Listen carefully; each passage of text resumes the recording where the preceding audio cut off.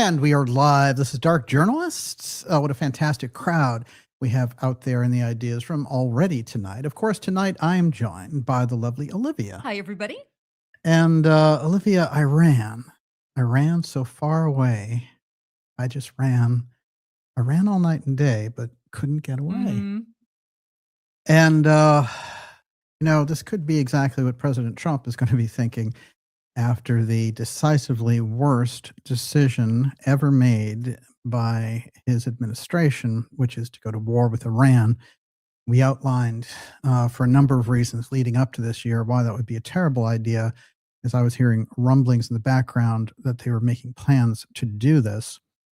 And it does play in tonight, because although tonight is all about X-Protect, which is the UFO cabal hoarding the advanced technology behind the scenes, there's a major piece for the geopolitics in the heart of the deep state taking over and moving on that world stage for conquest and for the decisive takeover of the globe. And these deep state moves come out of a number of different places: the city of London, Israel, China. I mean, it's a number of different places where the deep state is moving from America. And so we can never get hung up on nation states. This is the first kind of important rule to identify the deep state. But the deep state right now, I'd say, is on the move in such a way that we're looking at the Iran situation as a gigantic, deep event, a la 9/11 and the march into Iraq, but worse. And I'm going to show you the same players, including Condoleezza Rice, who was at the White House, pooping it up with Susie and Trump. That's all going to be kind of unpacked in the middle of all this, along with the actual predictions hanging out in the background there by the mystery schools about the outcome, any actions against Persia, as it were, and how it plays into the ancient prophecies of the mystery schools all the way back to Nostradamus, but in a strangely strategic echo through the work of Edgar Cayce as well, trying to warn us about this moment and the perilous possibilities of this moment in history. An absolutely disastrous move building up on the world stage. And right in the heart of it, the bad advice and the bad movement from the Rubio group inside of the Trump White House, and Trump playing right into his own worst instincts in this. We're going to get into all of it and how it doesn't make any sense, actually, to take this action, especially when we had the Iranians over a gigantic barrel and supposedly had removed their nuclear capability last summer, as you all may recall. Well, we have a very exciting episode here for you tonight, because we're also tracking the whereabouts of a very important general who's gone missing, and that is General McCasland. And McCasland, you're going to recall, is involved very, very deeply in the UFO file in the shadows, and particularly with regards to the reengineering of the Roswell crash.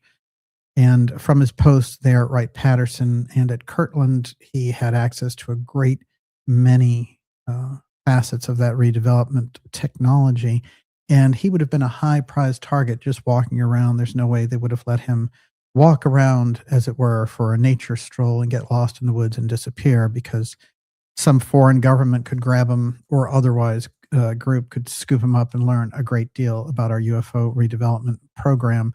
So therefore, the story that we've hit on with this about his disappearance, the disappearance is real for sure, but the idea of the circumstances don't add up. We're going to get into all that tonight, and I'm also going to read you the message just put out by McCasland's wife. And I will say we all hope for the safe return of the general there in Albuquerque, New Mexico. All this is coming at you tonight in the special Dark Journalist X series episode 217, X-Protect UFO File Cabal Revealed, right in the heart of the exotic technology and on the world stage, the deep state taking action. Before we go any further, Miss Olivia, what do you got? Roger Z says, DJ's last show about the moon predicted the possibility of Trump versus Iran and the Rubio cabal behind it. Yes. Yeah. I've seen it building up in the background, and they're moving on this in a number of different ways. This is much bigger than any kind of Venezuela farce. And they also were trying to make it into the norm. There's something very strange going on with the information that's being fed to the president, and I highly recommend for those who work around the president to get him a totally different stream of information of what's going on the ground, because he's talking to guys like Jonathan Karl at ABC News, and he's like, if this were on a scale of 1 to 10, this is a 15. Well, no, it's not. Yeah, we can deliver a lot of devastation. There's no question about it. We're the best military in the world. And, we hope for the safe return of all of the soldiers we have in the theater of war going on there, but they shouldn't be there. That's the thing. We were not in a position where we needed to defend anything. This is the main problem.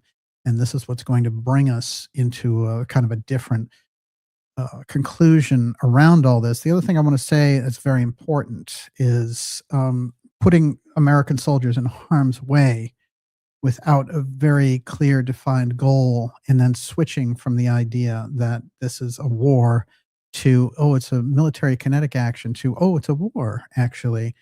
And, the loops that are going on, and sending people out, like Anna Luna saying, oh, no, it's not a war. And then Trump saying, oh, it's a war. I have to go manage the war. When you bomb the hell out of a country with another country, one of the most unpopular leaders that we partnered up with, you're at war. That's what you're doing. So this is a war. That's very clear. The question is, what is the strategic reason for it? That also seems to keep switching. And so there's a bizarro quality to this deep, deep event that's taking place here in the heart of all this. I'm going to get into it. And I want to remind you also that we're going to be taking your questions in the second half of tonight's program. And you can ask those questions now. Miss Olivia is putting those together. Miss Olivia, what do you got? We know that Trump practices the power of positive thinking, and this is one example where maybe that's not such a great idea. Yeah, absolutely. Because you're shutting out the other things that are going on. And he's like, oh, this is the greatest ever. Well, first of all, an interesting thing happened, which is in the middle of all this, a jobs report came out for last month, which might explain some of this. We lost 92,000 jobs. Now, look, you don't lose jobs in an economy. You may pare back on your gains. And people might say, oh, 150, 200,000, that's pretty low development. But losing jobs? We haven't lost jobs since the COVID era.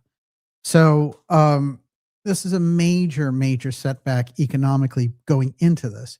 And were they looking at this and thinking somehow this will get us out of the trouble that we're rolling into, as a lot of economists are looking at the world stage and saying, well, this is pretty shaky.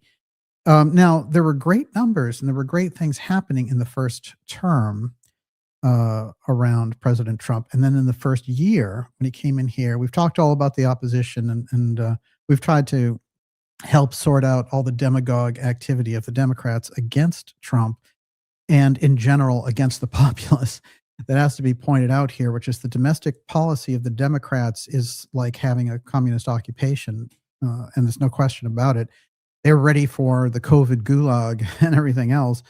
So we have to be very clear about that the Gavin Newsom's, Kamala Harris, that whole, waltz and all the rest of it, that's oblivion, total oblivion. And so the Trump populace answered a need for the populism in the country. That's what we were looking for. And Trump rode in on that wave. But if Trump goes sideways and it turns against the very people who put him in there by going into foreign wars, which is against his brand rather dramatically, let me add. And so there's something very strange, and to make him do a complete 180 like this and become George W. Bush, along with having Condoleezza Rice there at the White House, as I mentioned, is a disaster. And it's not a Kennedy epic move for sure. It's a George W. Bush epic move. And you're going to be looking there also at what's going on inside that White House. You've got people like Tulsi Gabbard who've gone on record before that the Iranians were not building a nuclear bomb. One, and that two, over and over again, she was saying, oh, trying to drag us into war with Iran. So you can't then become the DNI and say, oh, yeah, they were a big threat. We had to take them out. It does not add up. The other thing is Bobby Kennedy with Maha and everything and transparency. I know the Secretary of Health is a very different kind of position, and yet you can't, especially someone who's run for president, whose uncle has been president, whose father was Attorney General, of that presidency, senator from New York, and was going to be president. You can't stand silent as this continues. Someone in that White House has to go to Trump and say, this is a disaster. And it seems to me they're surrounded by yes people and money incentives and all this other stuff. This is a terrible move for the country on so many levels. And Trump can never admit a mistake. yeah, that's really true. What are you going to do? Well, he's going to have to pull. The only thing that can be done is in a gigantic, complete 180 reversal. And I'm going to introduce a speech by RFK Sr. And this was when he, of the same party as LBJ, had to stand up to LBJ and take him on and say, we have to get out of Vietnam. And it was a very difficult thing to do. We can't imagine how difficult. You know, there's the president and you're in the middle of all these politics because you're the senator. And he was also the vice president under your slain brother. But I think it gives us some hint, some idea of the seriousness of the nature that he was in. That might give us a reflection here. And at the end of this speech, you know, I would hope that RFK Jr. will listen to this speech and it will remind him of his own responsibility as a cabinet level officer in that government to go to President Trump and say, you cannot wantonly go over into, you know, Iran and just bomb the citizens into a parking lot. That is not the American way. That is, you know, that's what we fought against. That's why we fought in World War II against that type of activity from both, you know, the Japanese and the Germans. And then we would fight the Russians for the same reasons. So we can't turn our back on that legacy of America. And if we have to look past Trump to get to a different stage, then we will in the grand scheme of things. And that might include a whole new party in the country because the populism movement is strong. That's the driver. And that's the thing that Trump wrote in on. If he either listens to, you know, the citizens on this and his own supporters, if he does not, then my other prediction is that Trump's presidency is going to go straight into the toilet because this is literally the biggest mistake of his entire administration. Now, this is Bobby Kennedy under stressful conditions, 1968, giving a speech about how going into Vietnam and staying there and bombing the citizens this war. But anyone who would call out the Vietnam War at the time would be called a communist or whatever. So we have to remember that as we go along here. So I'm going to read from this directly and then we'll move along. I'm concerned that at the end of it all, there will only be more Americans killed, more of our treasure spilled out, and because of the bitterness and hatred on every side in this war, more hundreds of thousands of Vietnamese slaughtered, so that they may say, as Tacitus said of Rome, they made a desert and called it peace. I don't think that is satisfactory for the United States of America. I'm willing to bear my share of responsibility, but past error is no excuse for its own perpetuation. Tragedy is a tool for the living to gain wisdom, not a guide by which to live. Now as ever, we do ourselves best justice when we measure ourselves against ancient tests, as in the Antigone of Sophocles. All men make mistakes, but a good man yields when he knows his course is wrong and repairs the evil. The only sin is pride. Wow.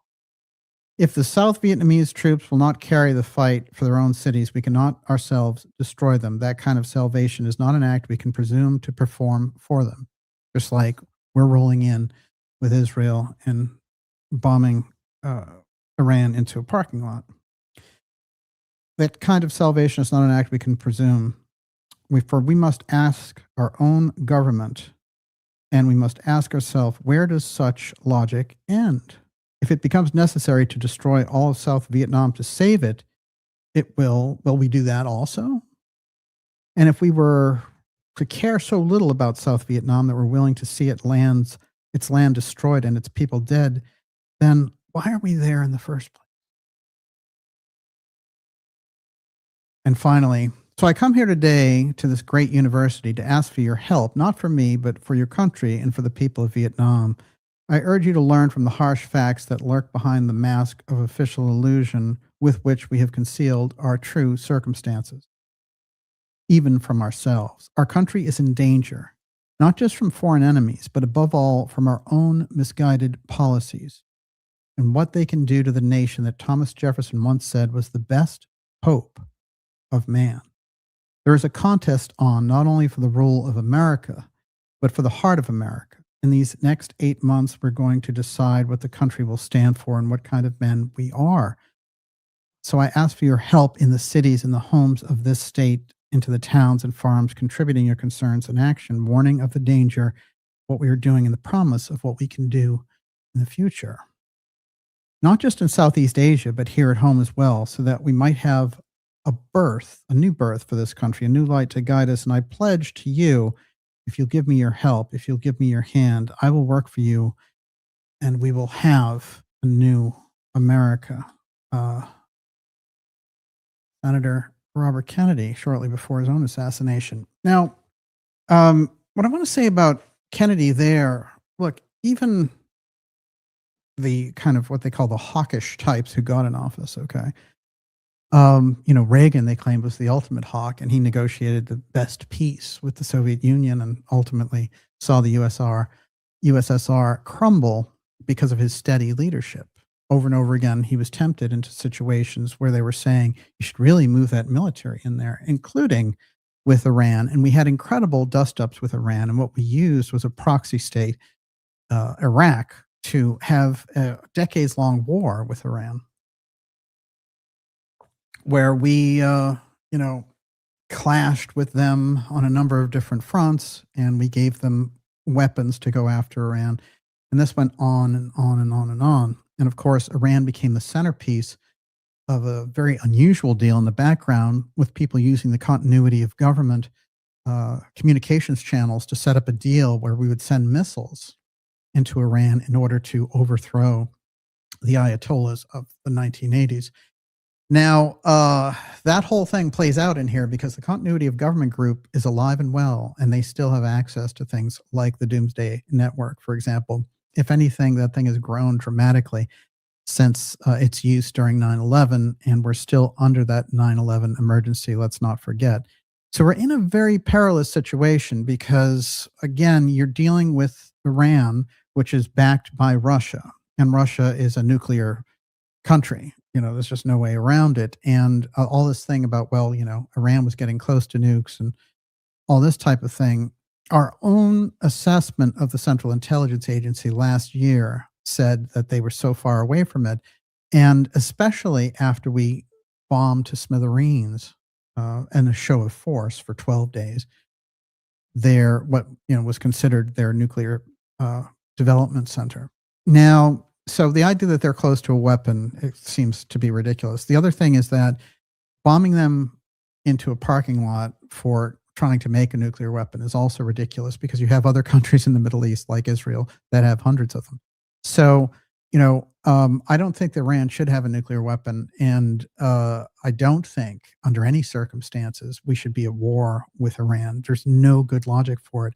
When we go to war, it's because we're provoked. Whenever they've talked about the Iraq war, you had a backdrop, even though they were using it, of the 9/11 attacks, and then saying there's WMD in there. They had a rationale for what they were doing at the time, and we'd had a war with Saddam before. This is, out of the blue. We're negotiating with them, and we start taking them on, and Israel is bombing the hell out of them. And then originally, the Secretary of State Rubio comes up to the microphone and says, well, we had to go in there because Israel was going to do it anyway, and then Iran would hit all our assets, so we had to do it too, which is one weird scenario to think, the state of Israel could corner us into attacking Iran. And then Trump comes out and says, no, actually, it was me pushing them. So what is the truth in all this? It doesn't add up as a policy. Rubio is an absolute disaster as a Secretary of State. If anything, we need to remove Rubio as Secretary of State, because he is playing in. He has the power in the group, and they helped get Trump in. This is part of Rubio's role. Rubio's always been a hawk, and it's a very dangerous situation with Rubio also because he was pushing in the background. Remember this whole UFO threat piece while talking about wanting to bomb Iran. And in that recent documentary, The Age of Disclosure, they had Clapper and Rubio there as a tag team talking about this UFO threat. Not a very good development considering the things we've warned about on this program. We're going to get into that next. Everyone, this is X-Series 217. It's the X-Protect UFO File Cabal revealed. And we're talking about the geopolitics involved with the war and the potential for a false flag and the deep event going on right before our eyes. We're going to be taking your questions in the second half tonight. Before I go any further, what do you got? Alchemy by Angela says the war of all against all seems to have started. He's either playing into the agenda due to his lack of eye development or he is entirely compromised. I can no longer give him any benefit of the doubt. Well, here's the thing. Trump has a tremendous domestic policy agenda, and a lot of it has worked out incredibly well. The Democrats, when they were in charge, they imported 20 million illegal citizens to basically collapse the United States. They wanted to draw the resources. They wanted to shore up their own voting districts, and they were up to even something worse than that. But it was basically the building of an army from the inside out. And so the Trump forces came in on that populist wave to get rid of that threat. And I think that's what most people were actually voting for, that and a solid economy. And the fact that Trump in his first term hadn't gone to war at all. If you check the record there, he had done some strafing runs against ISIS and things like that, but there was no wartime activity. And Trump went over and over again, say on the stump in 2024, I'm the peace president. Nobody could be at war with me there. We would never have this war with Ukraine, et cetera, et cetera. And by pushing the Russians, so as the Biden administration with Hillary presetting that as Secretary of State and under Obama, and the things that they had done to install people, the CIA getting into Ukraine and installing a leader in 2014 and throwing the guy that was in there who was popular out. This is classic CIA. We've done how many shows on the CIA and the deep state, Iran and Mossadegh, 1953. The only reason that the CIA went in there and took him out was because he was nationalizing the oil fields. So we have a long and bad history in there. Matter of fact, President Obama apologized for the CIA's activities in 1953. And in his speech in 2009, when he went to Egypt, he gave this amazing speech about it. And then 2 years later, he was creating Arab Spring with the CIA, and Hillary went in and made sure Libya was deposed. It's still a failed state. They were doing quite well before they gave up their weapons of mass destruction, right? We made a deal with Gaddafi. And you can see why a lot of these countries look at us, and we need to kind of redevelop that trust with them, because the United States stands for so many things on the national stage. And when we get into these different various situations where there's a financial incentive to blow up places like Libya, for example, that all happened under Obama. And, we have to keep this in mind as well. The Obama-Hillary team, they were doing their own nation building, throwing this guy out, throwing that guy out. And Trump was supposed to be the antidote to that. Was the whole point. And then when Biden gets in, he's not even in control because, he doesn't have the faculties to be in control. So you have a committee operating Biden. And that's where you got the Ukraine-Russia war and the incredible funding, no peace process, nothing. And that's been going on for how many years? We're up to 5 years now, that nonsense. So no end in sight, really. They talk about it sometimes, but there's really no end in sight. So it's perpetual war. And now Trump, as opposed to, when he came in, he's like, oh, I'm going to end that war in 24 hours and all this stuff. And I understand it's difficult to end the Ukraine-Russia war coming in, inheriting it after 4 years of other people, making all the moves. But we have to understand this on the world stage, that the Democrats, they were trying to break Russia. That's what they were about. Their whole plan was break Russia. That's where the neocon moved after the Bush administration. They moved into the Obama Hillary Biden situation. And then when Biden comes back in under suspicious circumstances in 2020, he's pushing, and they get the whole Russian reaction in Ukraine. They're in a war there, and they think, aha, we can do this. So that's their gig. And then Trump was supposed to be the antidote, as I said. But instead now Trump is coming in and teaming up with the most unpopular figure on the world stage, period. The prime minister of Israel. It doesn't make any sense. His poll numbers are the pits, and the only thing he will do is bring Trump down, who has actually had a very successful first year back. And, you could definitely argue for the fact that there are improvements to be made. But the things that Trump was promising during the election, this just isn't it. And I can't tell you, as someone who's been a student of the activities of foreign policy of the United States for many, many years, what a disaster it is to attack Iran. It is a terrible, terrible idea, because you're surrounded there. You actually risk a gigantic, although the Iranians aren't Arabs, but you risk, by inflaming that region, you risk a gigantic Arab backlash in the region, religious wars. They've already bombed the heck out of all of our military bases. And, this idea that we're going to go in there and we're a 10. And on the White House, the reason I'm going to bang on about this for a few more minutes, on the White House Twitter account, they're playing these videos that are bombs, and it has rap music and stuff. I mean, this is crazy town. So my suggestion is, one, fire Pete Hegseth immediately. Get him out of there. He's some kind of zealot who wants these wars to go on. I'd remove him and get somebody stable who knows about real war in there. I'd get rid of that ridiculous name, Department of War, and show that you're a peace-loving administration. People inside the administration, like Tulsi Gabbard and RFK Jr., need to approach the president and say, you're being lied to, and here are the facts, and if it costs us our job, that's too bad. But they're going to have to stand up, because you're dragging the United States, you're dragging soldiers, you're dragging resources, and you are destroying the economy of the United States and possibly most of the world.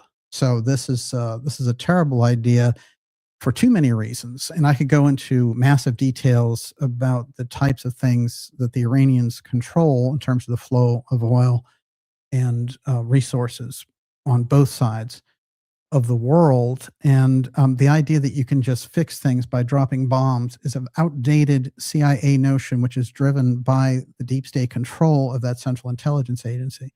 Their whole solution is dropping bombs to control people, and it never works. It invites blowback. It gets you into situations of terrorism. And then when they get the terrorism, suddenly you have the Department of Homeland Security showing up and being like, we have to work with the continuity of government people for a new lockdown.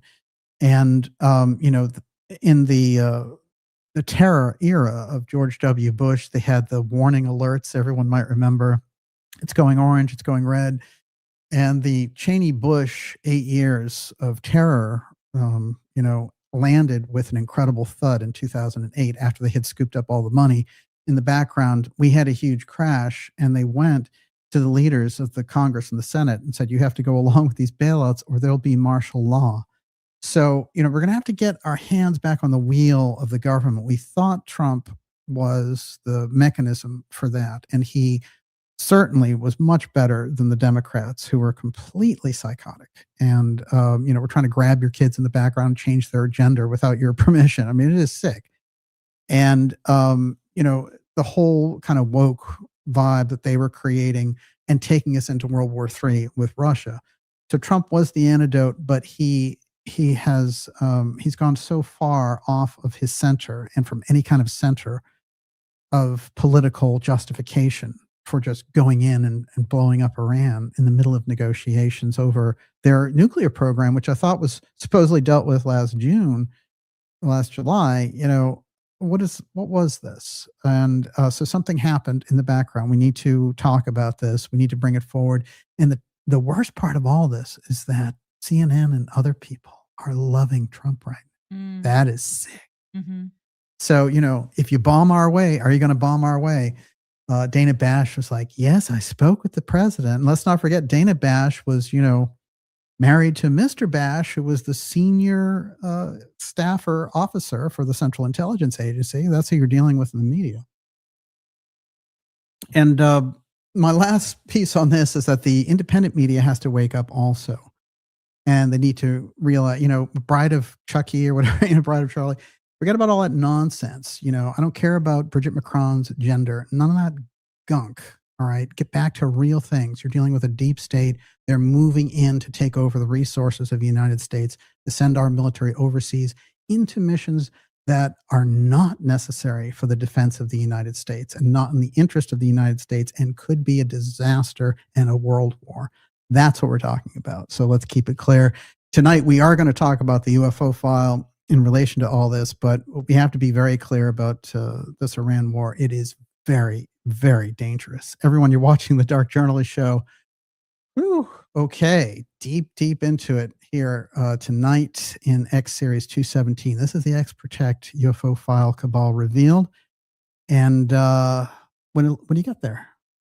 Justin R. says, Deep State is no longer undercover. They are in full power right in our face. I've never felt so powerless as a citizen. And, well, you always have power. Never forget. You certainly do. As a human, as an earthling, energetically, spiritually, I feel powerful. As a citizen, it feels almost meaningless. Hey, citizens, come on. Well, just to wrap up that whole thing, a couple of interesting pictures. That is Trump, Condoleezza Rice, and Susie Wiles. Condoleezza went to the White House today under a totally false agenda. She supposedly was there to argue for women in sports. Yeah, right. As we're blowing up Iran, she's like, oh yeah, I want to talk about women in sports. And they whisk themselves away and walk away. That is such a bad photo op, and keeping all of the neocons from the Bush era far, far away from this White House should be rule number one for anyone who is the chief of staff for the president. A couple of weird things. There was some UFO activity already, and this could be that we're utilizing weapons which have just not been seen on the world stage. A number of these spheres and orbs have been showing up on the battlefield, and I do think this is significant.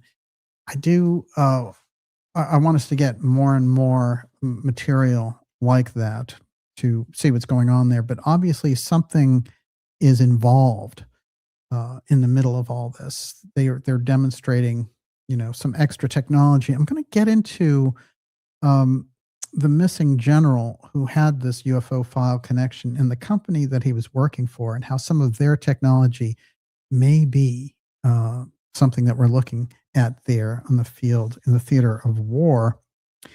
I want you to know that when I talk about the X Protect group, I'm talking about a group that's been operating for something like 80 years in the background. So it's not exactly the CIA, but it's a liaison, tight partner, and even coexists as part of the CIA.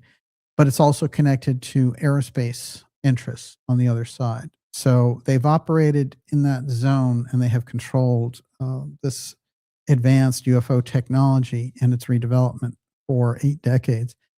So a lot of the things that are coming out have their basis in people who were taking this on very early. Part of it had to do with someone named Donald Kehoe. He was one of the first people to identify this group, and I really want to spotlight some of the early origins of who they are. This is from Donald Kehoe's book, literally called The Flying Saucer Conspiracy, 1958. Okay, we're going way back here. Most of the public is unaware of these UFO developments. Since December 1953, the Air Force has refused to release any official reports of flying saucer encounters. In revealing this censorship, I am not attacking the Air Force as a whole. Most of the officers and officials I've encountered are simply obeying orders, nor do I attribute unpatriotic motives to the Silence Group. Silence Group is getting silence and burying the UFO topic as soon as it came out. This is the group X-Protect. He's identified it very early in here. So when you want to trace the origins of the X-Protect group, you'll find its first inklings inside. And the name that he gives them is the Silence Group. By the way, very often using silence, destroying the reputations, destroying the careers, and ultimately silencing some of them in by assassination. Undoubtedly, they are actuated by a high motive, the need, as they see it, to protect the public. Now, remember the protect thing, the X-Protect, this is the piece that they're protecting, which is the X technology. Nevertheless, I believe that this censorship is dangerous. Thousands of UFO reports by veteran observers prove beyond question that the saucers are machines from a different space. The Air Force insistence that it has no answer only heightens the possibility of hysteria. The public is not informed of all the facts. The fear of the unknown may prevail. That can lead to the most dangerous kind of panic. Yeah, the UFO threat type panic. And here's another piece from the very same book. Near the end of this period, in a fierce battle going on in the background, just like what's happening now, this fierce battle had developed between the censor fighters and the silence group. Unaware that I had the key cases, these dethroned censors struggled to regain control of the UFO file before the facts could leak out. One of their opponents was Major Dewey Fournette, the Pentagon's ace UFO investigator. For weeks, Fournette had urged General Sanford to reveal all the evidence, including a secret film showing a flying saucer formation near Tremonton, Utah. Under Fournette's plan, backed by Colonel Adams and Smith, as well as by CHOP, the secret Utah film would be shown to the press, with an official analysis proving UFOs could not be Earth-made machines. In December, the whole thing got kibosh, and that was the end of that. So this battle that I'm talking about and the group X-Protect, they've been operational. People have lived and died fighting them for decades, written books about them, tried to inform the public about it. The whole thing about the Men in Black comes out of the same thing. That's all X-Protect activity. But the X-Protect group accesses astral ideas as well, astral forces, psychic forces. They have a whole group operational on the intelligence side that works from a psychic attack level. So a lot of the stories of the Men in Black and the strange way that they behave is because they are, in fact, projections. That's deep, okay? It takes us into a different territory. But the astral agency part exists as a subset with X-Protect. They have access to those types of things. And if we know about their psychic remote viewing programs, then you only have to go another step to see how would they operate on an astral plane and do astral projection. You think they didn't learn that? They certainly did. And in the heart of all, I have to show that wonderful Condoleezza Rice, that hero George W. Bush, who took on the evildoers. And now she, as I said, she's at the White House today, like, hey, love that President Trump. Whew, Condoleezza Rice. I mean, that's a throwback and a half. My goodness, extraordinary. I'm going to go into another throwback, which is the progression of the UFO file reveal, as it were. And this is the false reveal that started in 2017, which we've reported on so much. It's hilarious because when we were taking this stuff on, how many years ago, and we outlined it completely well, and now, you see articles come out and they're like, wow, Lou Elizondo worked for the CIA. Well, yeah, you're a little 8 years too late. We told you that a while ago. But it's very interesting because this will tie in directly with the missing general. And I want to say that what's going on in relation to the general and why he would be somebody who would be grabbed in a period like this, and that his disappearance may not be natural. And I hate to say that for the sake of the family and everything, but nonetheless, I think we have to look at this and see that he's a very valuable person in relation to all this. And I believe that there is a pattern going on that we've identified. We've done 3 episodes in the last 2 months on these scientists' assassinations and deaths, and people who are all related either with plasma physics or the UFO file. I've seen the death pattern around these types of people for years. And I think any kind of, legislation around the UFO file and things of this nature needs to protect those people and their jobs, because it is such a risk to them personally that it's very hard for us to imagine. And some of them may slip into it without even knowing it, as I believe was the case, for example, with Loureiro. And I don't think that the story that we were given about that, that this is an assassination that took place only about 15 minutes from here. The person who did the assassination definitely had all of the hallmarks of MK Ultra. And, Valente, when he takes off, he goes just over that New Hampshire border and then, disappears into his storage space. They find him dead 3 days later. That whole story, he was put in here on a mission. And I outlined all that at the beginning of the year with the scientist assassination videos. So we get into this position in 2015 where Hillary Clinton is running for president, and there's a big UFO enthusiast. That's right. It's her chief of staff and running the campaign. He's the campaign manager. And don't you love it? It's John Podesta. Now, you have to keep in mind about Podesta, of course, is he was a high-ranking Clinton official in the first administration. And he is somebody who's been around this UFO thing. And we know that his brother Tony is into all this occult side of things. And it's very strange because whenever you get these people cozying up to Podesta from the UFO field, it's as if they have a kind of tone-deaf geopolitical ear because Podesta is, well known to be associated with the dark doings inside of that entire government cabal. Now, inside of that campaign was this push to rebrand UFOs into UAP so that she could come out and do this whole piece. Now, by 2016, what was going on in the middle of all that is she was going on these shows, literally, and talking all about, UAP this and UAP that. So she was going to be like Hillary Disclosure, she was on it. And one of the things that happened with Hillary, they were shocked that they didn't get in there, but they decided with the op was we're going to go with it anyway. And in the emails of Tom DeLonge, he was kissing up in the background to Podesta and trying to get on Hillary's team and all this thing. In the background was Lou Elizondo, the CIA DIA agent who got so much of this kicked off and who was the puppet of James Clapper. Now, this is very important because it leads us directly to this missing general, believe it or not.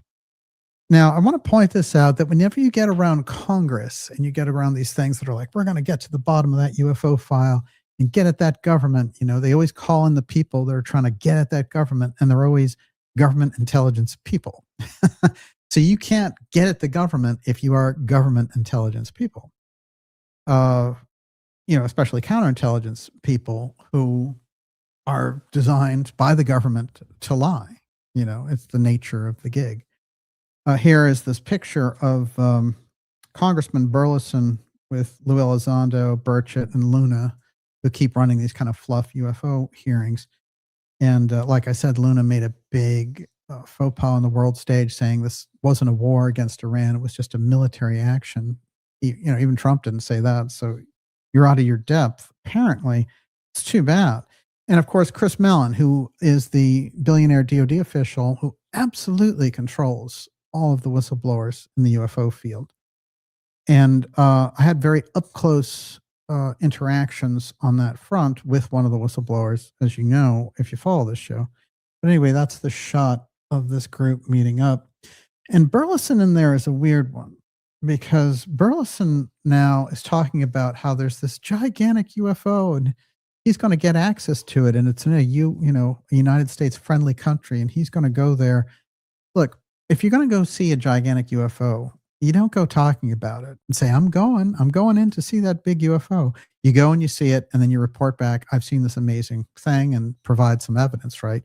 You don't say, I'm going to go, because what's going to happen with Burleson, I guarantee you, is he's going to end up going to the site or whatever, and he's going to say, they took it, it's not there anymore, and it just keeps this thing in this perpetual loop where nobody gets any evidence.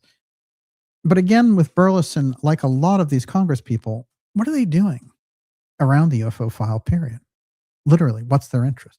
What are they being told is coming in the background? That's the thing that we need to answer. Of course, I pointed out for years that Clapper controlled Elizondo, and everybody said, oh, everyone who loved Lou was like, no, you're making it up and all the rest of it. And then Lou himself in his book dedicates the book to Clapper and puts a picture of himself with Clapper. So, all you have to do when you scan the information around this is you get to the facts and you get to the details. And it takes years, like 2 or 3 years for people to catch up with the facts and the details because they're lost in the op.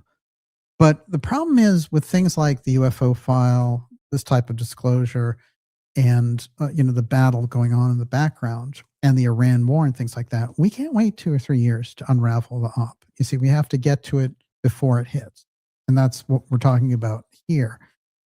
Now, in the middle of all this is the figure of David Grush. David Grush is a major in the Air Force who went on to work for the NRO, and he became part of the UAP task force. And at the time that the UAP task force was running, a number of people were getting in touch with me who were, they were either parts of movie crews or, they were around different types of media outlets, and they would get in touch with me and say, this person on the UAP task force wants to talk to you, or this person would be interested in, as a regular fan and get so much information from you. So this is the thing that was dripping in for all of my work when I was pushing against Elizondo and all that. So Grush was kind of interesting. In the middle of all that, Grush came out and he had these major hearings. And what happened was Grush came forward and got in touch with me. And around the same time that Grush got in touch with me, another counterintelligence type person got in touch with me. And I don't think Grush was counterintelligence, by the way. But they were trying to open up certain conversations about some of the things I had reported about this blue UFO program. Blue is going to come up very importantly tonight, and I want you to outline and remember this term because it's at the heart of the UFO secrecy going on. So here is Grush's original email to me, and I'm going to just read it to you because it plays in here with everything that's going on and with the big disclosure-packed summer that we're looking at where the David Grush movie is coming out. And, Lou Elizondo's movie with Spielberg is coming out, and Bob Lazar's S4 is coming out. And they're all programming this Hollywood disclosure while keeping the real facts from the public. So this is what Grush said. He said, "Good morning, sir. I've been following your work for quite some time, and I'm aware of your recent discussions on your channel regarding myself, where I generally expressed a kind of curiosity about him. I wasn't giving him a hard time. I was like, where is this coming from? And as opposed to people like Mellon and Elizondo, where I had figured out that they were misleading the public. By the way, all those people were always invited to come on the show, and none of them ever accepted. And he gave me the answer why, which I'll get to. But it's a very important point. And my point around this is the problem with guys like that coming on a show like this is it would unravel the op rather quickly, probably within 2 minutes, because all I have to do is ask them about 3 questions. And the answers to those questions put them in a situation where, I just have to say, technically, on one level, contractor or not, are you still working for the government? And if they say yes, so I could say, you're working in a counterintelligence capacity. That's the next question. If they were honest, they'd have to say yes. And in a counterintelligence capacity, wouldn't you have to lie if the government asked you to? That's the third question. So it unravels them rather immediately. They couldn't have that. So he said, well, I'm associated with certain individuals you have concerns about, and honestly, that's very warranted. There is more than meets the eye. I'm very aware of how complex the UFO file issue is, and the X-Protect faction that goes back to the late 19th century based on my independent knowledge. Now, that's Grush taking my research of X-Protect and saying, in his own research at NRO, at NGA, and all the rest of it, the X-Protect group that I've been identifying goes back. He's been able to confirm it by himself on the inside. The X-Protect faction that goes back to the late 19th century, based on my independent knowledge.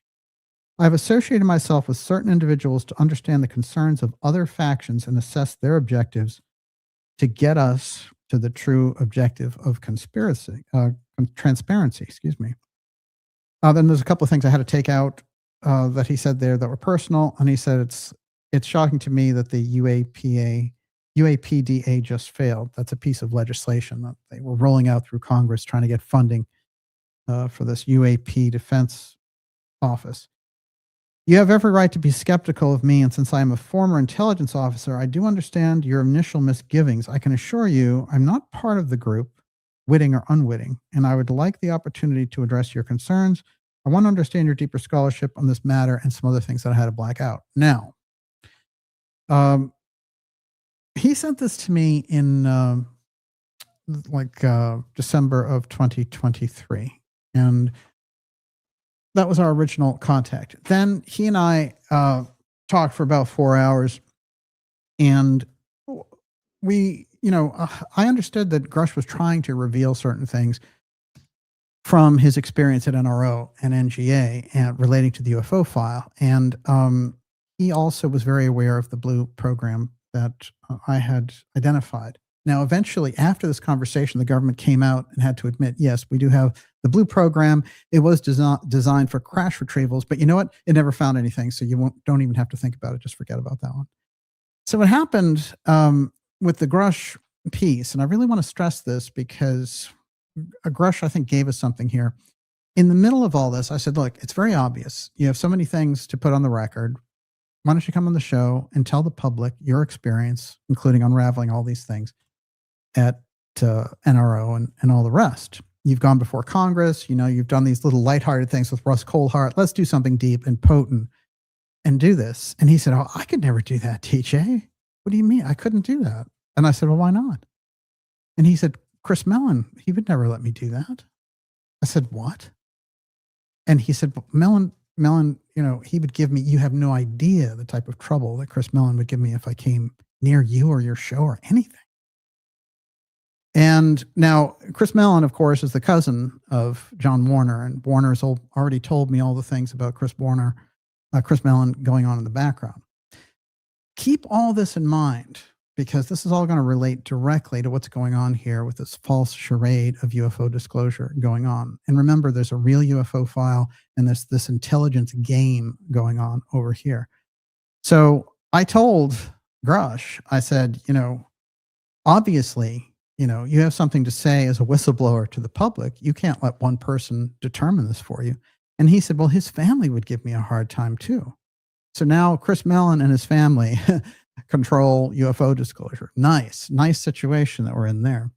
And then he said, don't worry though. I'll in the background, I'll feed you little bits of information, little tasty treats for your dark journalist appetite. No. So I, instantly after that, I, completely wrote that off. Now it was interesting because what happened after that is that Mellon showed up with Grush at these Wall Street events where all these Homeland Security people, CIA people, and billions of investors and stuff. So there you had somebody, Grush, who wanted to do something legit and come out, but he was surrounded by all these people, and then he had book agents and all this other stuff. And it just became this horror show. But he understood that, Elizondo was a phony. He understood that Mellon was a controlling faction in there, and he was trying to ingratiate himself and thought that he could kind of play both ends with it, basically.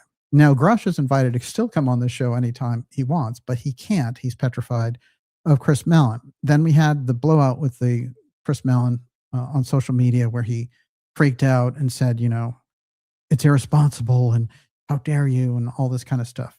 And basically lost it, sent his son out there to defend him and all this stuff, and went after Warner and all this. The reason I mention it is this is the heart of it, because as far as I can tell from everybody else's investigations, they never got even that close.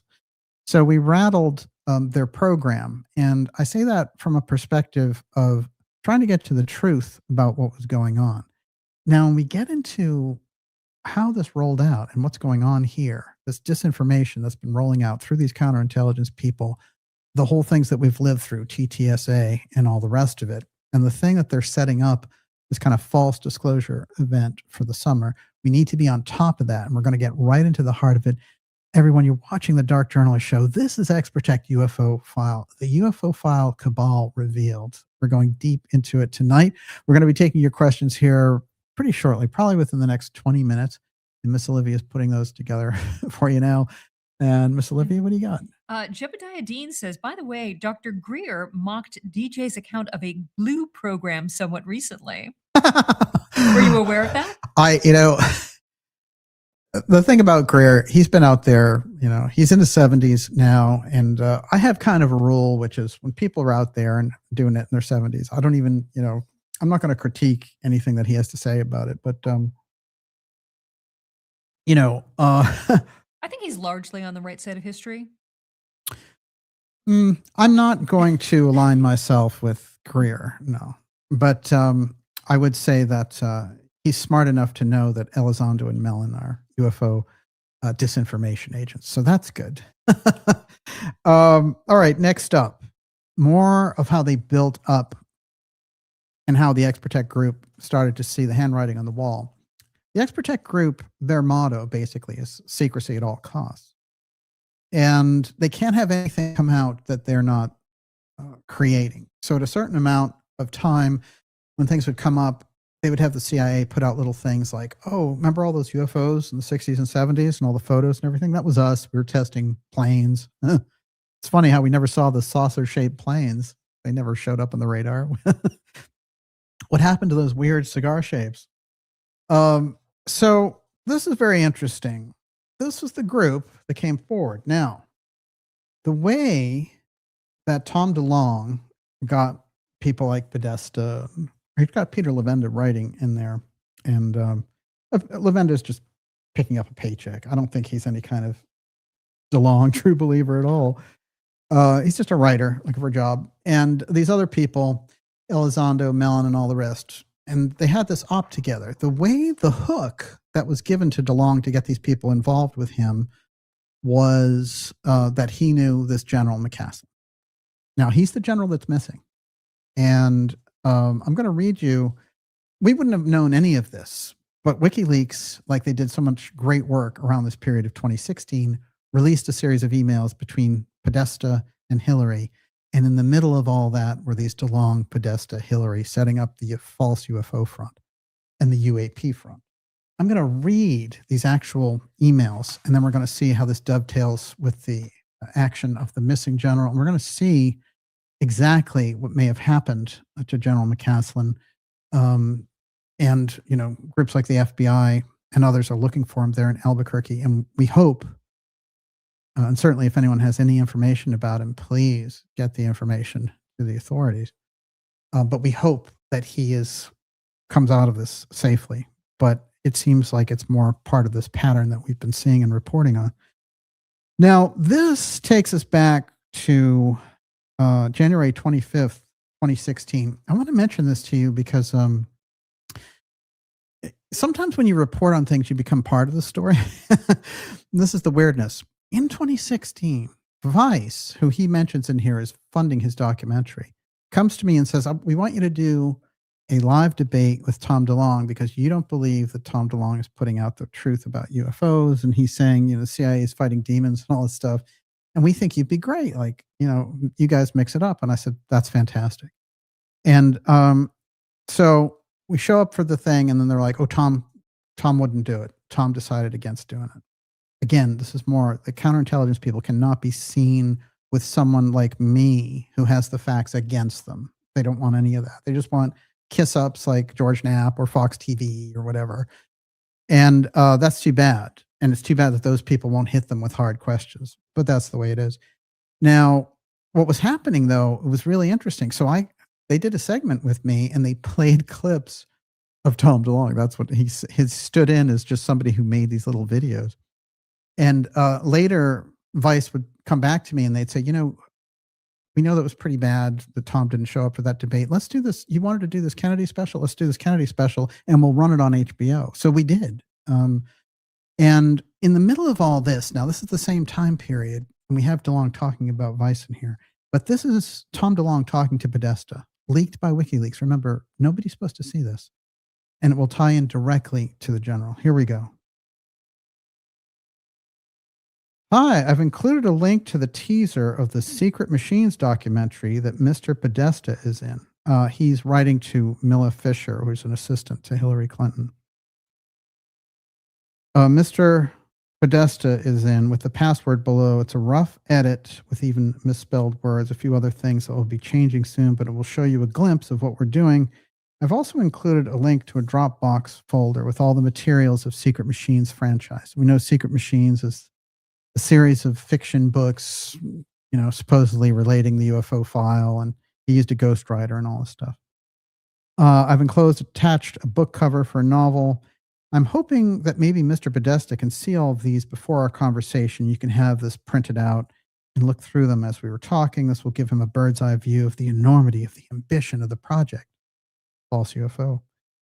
Please understand the teaser is made to pander to a youth audience, and then we will change their views in the actual film from a conspiratorial one to a new, non-cynical, and supportive one. Basically, this is how the public, especially those kiddies out there, can love the CIA again, not be suspicious.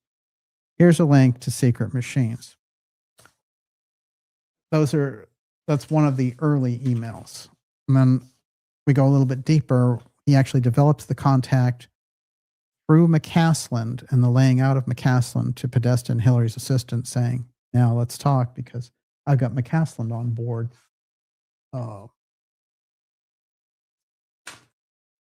All right. Hi, John. Tom DeLong here, the one who interviewed you for that special documentary. Things are moving along with the project, the novels, the films. And I'm meeting with Spielberg's chief operating officer. Remember, Spielberg is doing the big UFO Disclosure Day movie going on.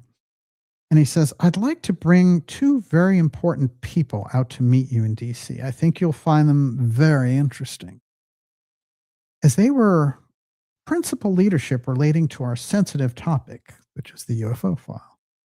Both were in charge of these fragile divisions as it relates to classified science and DoD topics. In other words, they're A-level officials worth our time and as well the investment. To bring it all the way around to you, I just need 2 hours of your time. Just looking forward to having a casual private conversation in person. Here are some of the photos from the material I'm using, and we can meet with studio partners. Yeah. Okay.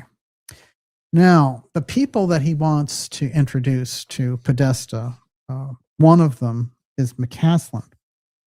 And something very strange happens when they leak these emails. It derails McCasland public interaction. He withdraws because he's a behind-the-scenes guy. But very interestingly, what DeLong says to Podesta in these emails is that the Roswell material is being handled by McCasland. This is a very important piece for us to understand the position that McCasland is in and why he may be missing. That's what it's going to give us. And now I'm going to read a little background on McCasland and go back to these emails. Before I do that, Miss Olivia, you're up. You caught me off guard. Peter Nuss says, DJ, the USSR has space tech. Do you think they will share that with Iran? Well,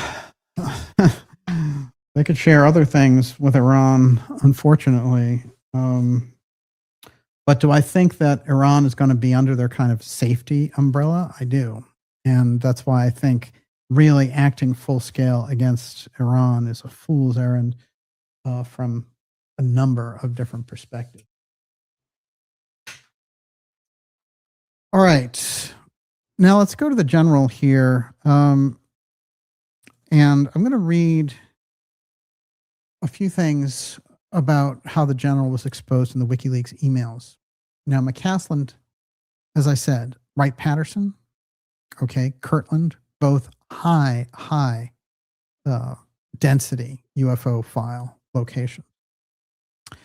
And he will work for a company named Blue Halo, which we're going to get into next. And Blue Halo definitely part of the UFO defense grid, definitely part of the we're going to shoot down those UFOs thing, participatory in the UFO threat operation and the continuity of government program. As a matter of fact, Northcom is one of their direct partners. That puts us in a heck of a position, right? Yeah. All right. General McCasland's name appeared in the 2016 WikiLeaks release of emails from John Podesta, Hillary Clinton's campaign chairman. In a series of communications between Podesta and Blink-182 guitarist Tom DeLonge, DeLonge described McCasland as a key advisor on several UFO-related projects. DeLonge told Podesta he had been working with McCasland for 4 months, and that the retired general was already offering him advice on how to move forward with his UFO disclosure initiative. In the same email, DeLonge emphasized that McCasland was very, very aware of the material DeLonge was investigating because McCasland had previously been in charge of the laboratory at Wright Patterson Air Force Base where the Roswell wreckage was shipped. Now, this is very solid information because, in fact, the Roswell information went first to Texas and then to Wright Patterson. We learned that from Jesse Marcel, the intelligence officer who revealed it in the first place 30 years after the fact. Despite DeLonge's claims, McCasland basically decided, now that email got leaked, I'm not going to have anything to do with you or this. And that was the end of his public. But we got an incredible glimpse there because DeLonge wasn't talking to the public. He was talking in the background to Podesta, who he was trying to roll in to this UFO operation while he was being dangled as a bobo by the CIA intelligence groups that were setting up this, we're going to reintroduce UFOs because we're going to co-opt it now instead of denying it. And the outcome of that is going to be this UFO threat launch. All right. Now, the direct bio from the Air Force on McCasland. Major General William McCasland is the commander, Air Force Research Laboratory, Wright Patterson Air Force Base. He's responsible for managing the Air Force's $2 billion science and technology program. He's also responsible for global workforce. McCasland is commissioned in 1979, graduating in the U.S. Air Force Academy. And it's interesting because he got a degree in being an astronaut, actually, and his wife was an astronaut also. So he, the space connection was heavy.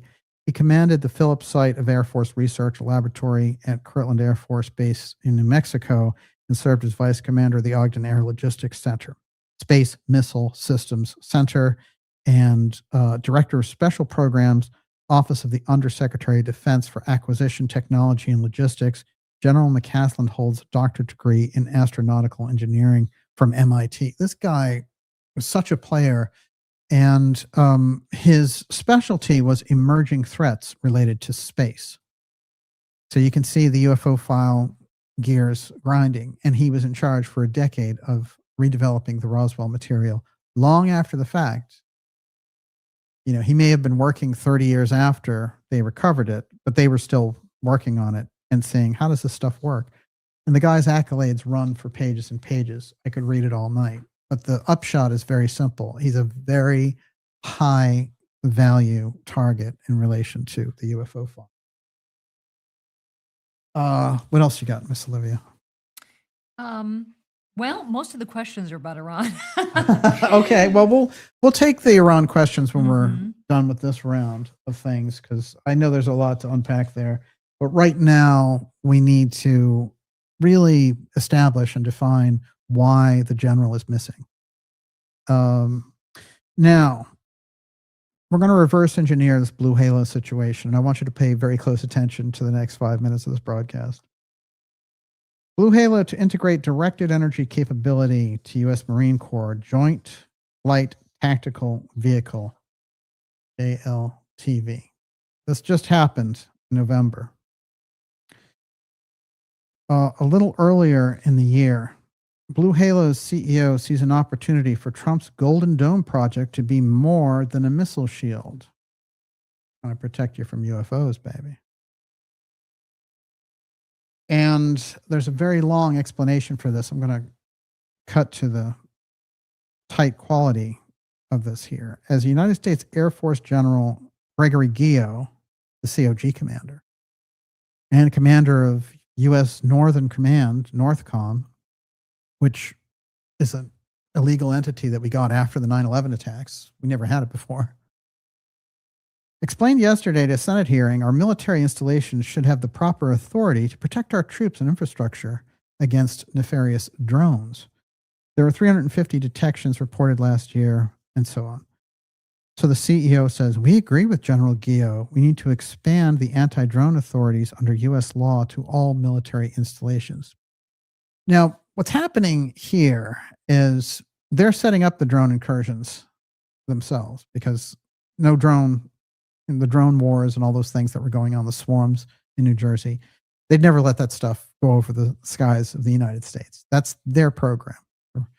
Test driving things, data mining things, and really moving this into position to develop information about what a sky event would look like, what kind of reaction from the public would take place, and what they would need to do to convince the public that there was a real threat from above.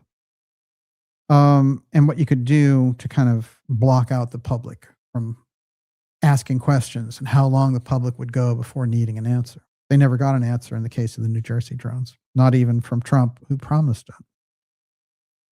The Defense Industrial Base, with Blue Halo's airspace command and control capabilities and directed energy technology, stands ready to answer the call and defeat and continuously evolving threats to our homeland. There's homeland again. Remember, homeland's not the United States. Homeland doesn't have a constitution. Homeland could be anything you want it to be. The United States is a constitution. You have the right to bear arms. You have the right to free speech. You have the right not to be, investigated by your government. You have the right for your own possessions. You have so many rights under the Constitution. Homeland is just, you're some subject to this continuity of government program. And one of the things that he says in here is that, by the way, the guy's name is Jonathan Moneymaker, which Awesome. I thought, is this wishful thinking? Should we change our name to Daniel Moneymaker? Daniel Moneymaker today suggested that Blue Halo's CEO should be held before Congress for building a UFO dome with no authority. Jonathan Moneymaker said that a comprehensive golden dome could become an all-encompassing threat response and buy-in from all areas of tech defense and AI technologies.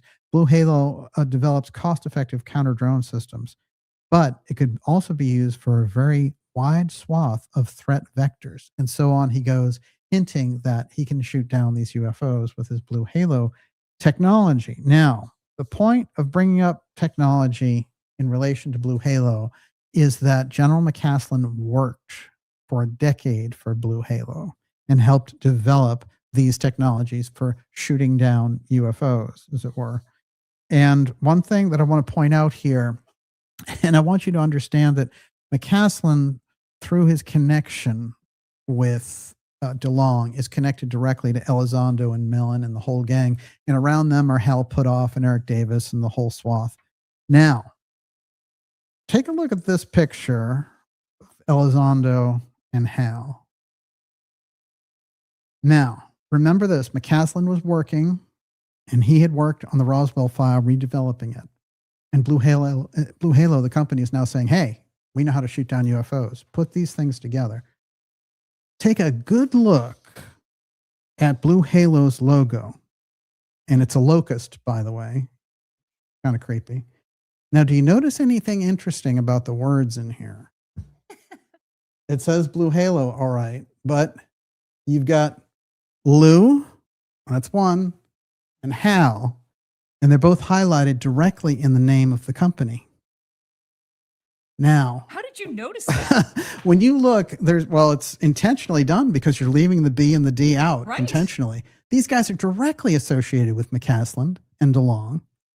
This company is selling a UFO threat shoot down unit, and they've got, in their background, the connections directly of Lou Elizondo and Hal. There's no question in my mind that they're saying, this is the thing we're dangling out there. This is the technology that they've redeveloped in the background. Now, McCasland is the guy working on their engineering in the background. You have to keep that in mind. The general is missing. Why is the general missing? He's the guy working on this in the background. By the way, everyone is mentioning how this looks like a mantis, like the... Oh, yeah, right. We'll just call it mantid swarm right there. Protection from the swarm, which is pretty creepy. Let's face it. But nonetheless, that's their whole bit. And Locust is a laser program, and they can just laser pinpoint those UAP coming out of the sky. Oh, the UFO threat will be neutralized by that $1 trillion defense program. Now, remember, who's been dancing this up for 20 years in the background? James Clapper, who's a convicted perjurer, by the way, who lied before Congress. And his stuntman, Lou Elizondo, thrown out there with every kind of excuse of some program. Oh, I ran this program, I ran that program. None of them existed. But he certainly was a big wheel in Clapper's government, no question about that. And then in the middle of that mix, you throw in people like Grush, you throw in these whistleblowers, and you run them before the public in Congress, and you're like, is this going to catch on? Remember the guy who was in love with the egg, Jake? He was like, oh, I saw that egg and I loved it. I just loved the egg. None of those things stick. They were kept throwing spaghetti against the wall. That's what the CIA does. And it's interesting to me because I remember a conversation that I had with Professor Scott. We were talking about these various people that were being used around the Kennedy cover-up the second time around. And I said, one of the guys in question basically, ran like a fast food restaurant. And I was like, why was the Central Intelligence Agency using this ex-con pizza maker guy? Like, what was going on here? And they're using him in such a high-level position to, create this atmosphere of intimidation around these witnesses. And he said to me, you have to understand the Central Intelligence Agency uses marginal figures often. And over again, you'll be amazed at who they will actually use in relation to these things. Now, this is the alert, the update that came from McCasland's wife. And I want to read it completely. Then we're going to go over a couple of odd things about his disappearance, and then we'll go to your questions. I have more to roll in here, but we're going to integrate the whole thing. Everyone, you're watching the Dark Journalist Show. Whew, it's potent. You're going deep, deep tonight. This is the X-Series 217, X-Protect UFO File, Cabal Revealed. And you're talking about the infrastructure that's been running the secret technology for 80 years. How do they play out on the world stage? Isn't the timing so interesting that right after the Trump announcement that we're going to release all of this UFO information from various, DOD installations and all the rest, well, right after that, we get the war, bang, 3 days later, less, 2. When it came out, I went on Alex Jones' show. That was Friday. And I think the announcement of the war was literally a day or 2 after that. Okay. This is Susan McCasland. And she says, Neil McCasland has now been missing for 1 week. There's been no indication whatsoever of where he might be. There have been dozens of searchers on foot, both official and friends and neighbors at Neil's who coordinate with the official sources. There have also been horseback searchers, drones, and different capabilities. Helicopters, 3 different types of search dogs, neighborhood canvassing and looking for ring or wildlife videos. Organizations involved, the Sheriff's Office, Albuquerque Field Office of the FBI, New Mexico State Search and Rescue, Albuquerque Mountain Rescue, Air Force Office of Special Investigations, AFOSI, the Albuquerque Police Department, and others. I'm grateful, one and all, for their unflagging, dedicated efforts and support. I'd like to take the opportunity to dispel some of the misinformation circulating about Neil and his disappearance, mostly from uninformed media sources. The initial silver alert from BCSO mentioned medical conditions, which some have taken to mean Alzheimer's. Neil is at some risk, but not from dementia. He was not confused and disoriented. There's no concerning Friday morning telephone call to a close relative. So these things didn't happen. There were weird stories that were leaked out there. Oh, he wandered off into the woods. Look, this is a general in his 60s. You know, generals, they're very disciplined guys, and they also don't wander off without phones. And if you're a high level target like that, the Pentagon doesn't let you wander around. One of the things that Stanton Friedman told me was one time he was taking information from a black project in a car and driving through Tennessee, and he had a car accident, and a car showed up immediately before police or anything else and took the black project files from him, left him there, and just took off. That's how closely people are monitored when they work in these projects. You don't get to wander off into the woods, and that's the end of it. It is true that when Neil was in the Air Force, he had access to some highly classified programs and information. He retired from the Air Force almost 13 years ago and has only very commonly held clearances since. It seems quite unlikely that he was taken to extract any dated secrets from him. So she's saying he had very commonly held clearances at this point. He's retired. It is true that Neil had a brief association with the UFO community through Tom DeLonge, former frontman for Blink-182 and founder of the organization To the Stars. It's very interesting, too, because his earliest contact went through the wife. Very interesting. So Tom DeLonge, when he was reaching out, he had to go through McCasland's wife, and that's how he got the contact.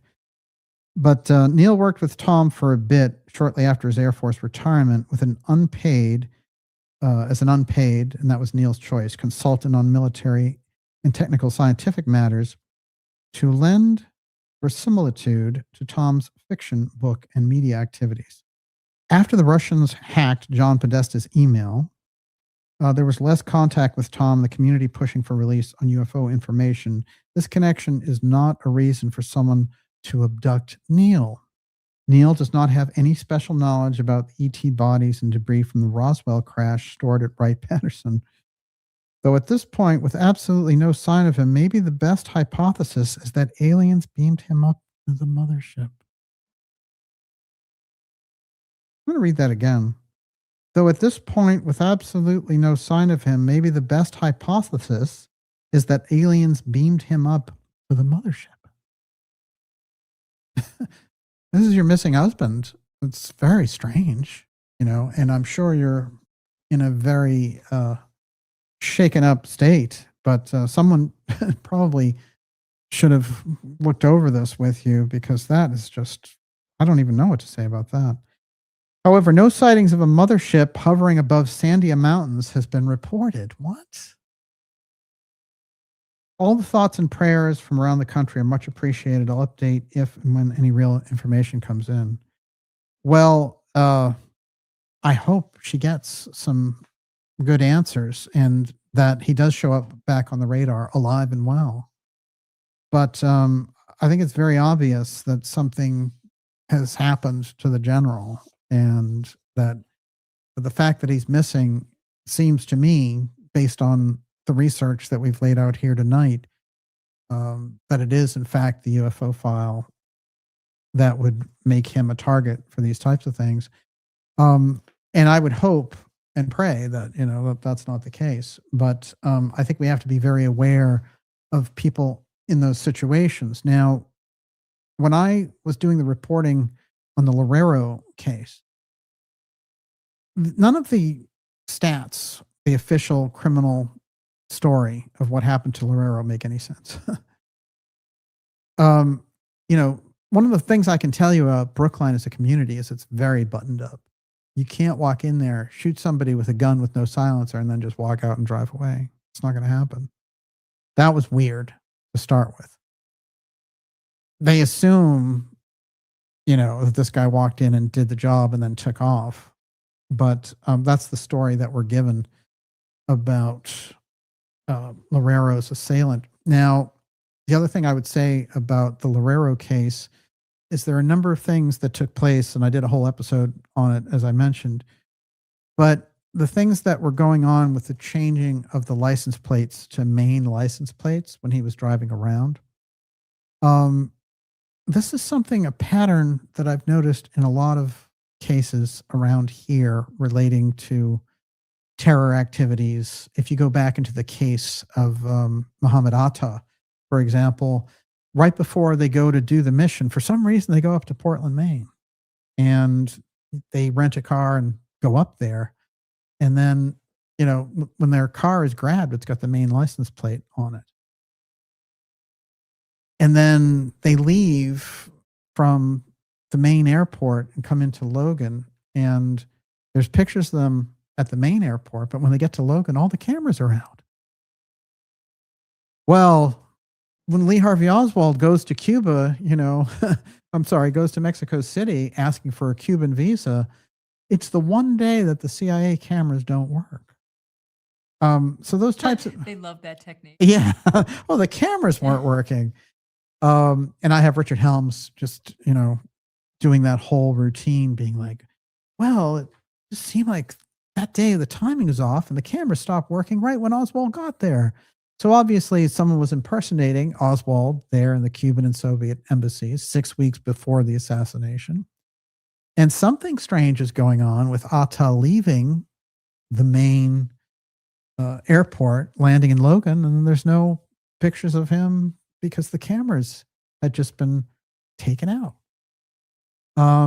So we have to understand that we don't get the official stories, and we have to be able to see through the levels and the layers of the deceptions without just throwing out all the information, to understand where people are just being manipulated around the thing. But what I want to say in relation to this pattern that we're seeing of Lerrero, and now I'm going to go into the other scientist who was killed up at Caltech, who we mentioned in the previous episode.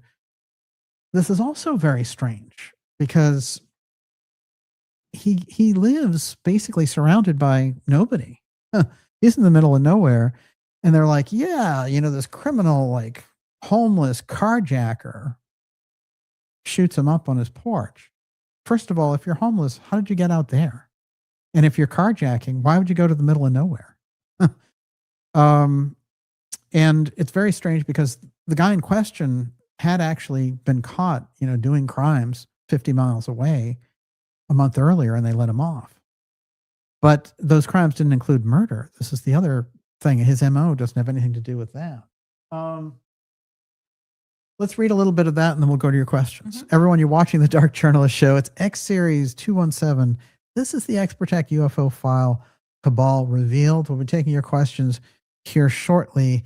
We're trying to get here to the bottom of this pattern of scientists being eliminated, UFO generals being disappeared, and these very unusual stories of the people that are involved. And unfortunately, there's more. An acclaimed Caltech astrophysicist killed on his remote desert porch. The mystery is deepening. Caltech, this astrophysicist, his name is Carl Grillmeyer. Just like Lerrero, he was working in a very specialized area that is not easily replaceable and possibly tripped directly into secret projects unbeknownst to his own team. Now, what's going on, I think, with Grillmeyer is he was testing for life on other planets. So he had a very high-level job out of Caltech doing this. And I think that some of the projects that he was involved in, they would have embargoes and things on the research itself. So it's an incredibly high level of security clearance that he required. But Lerrero required an even on the same level and possibly even higher because of his work as the head of the plasma program at MIT. And one of the things that I learned, and I should grab Lerrero's file here.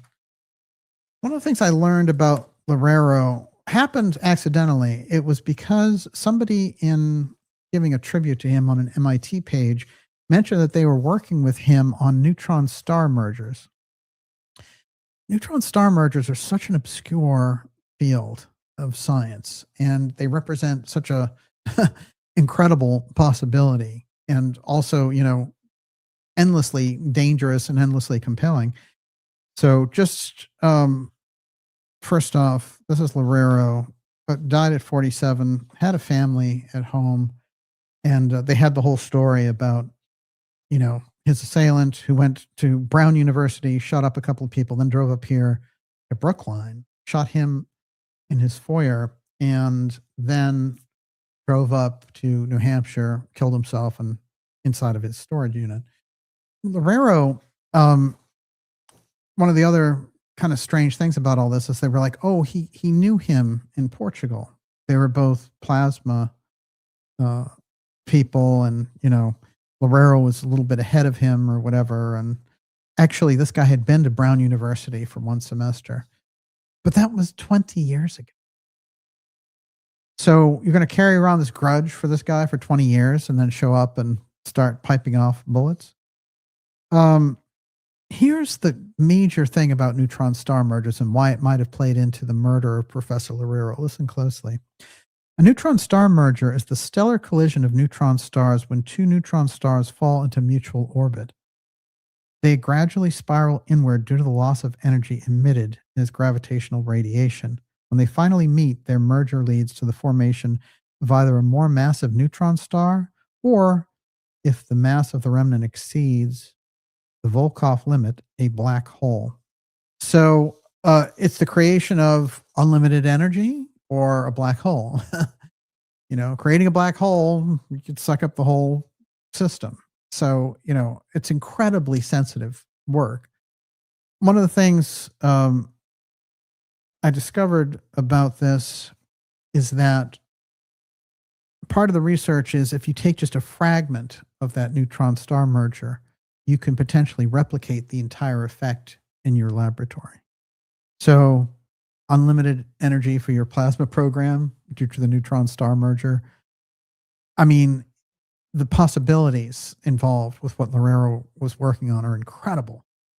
And his death is no grudge match from the past. This is definitely an unusual case, and all of the pictures that they show, and of the the fleeing assailant and all the rest of it, and the kind of door cameras and things, the guy just looks like he's under deep mental control. So hello, Mark David Chapman, these characters just hanging out there in the background, programmed, waiting with a backstory to be utilized for something like this. Miss Olivia, what do you got? Rabbi Genius says the tone of the general's wife's statement suggests to me she's either not worried about him or couldn't stand him and glad he's gone. Seven Rick 7 says something's telling me the wife in the mothership statement makes me think she's not lying per se, but what do they do in motherships? They do experiments on some people. Oh boy. And Doyle Wayne says he's in his designated bunker. Oh, wow. All of that is very, very compelling.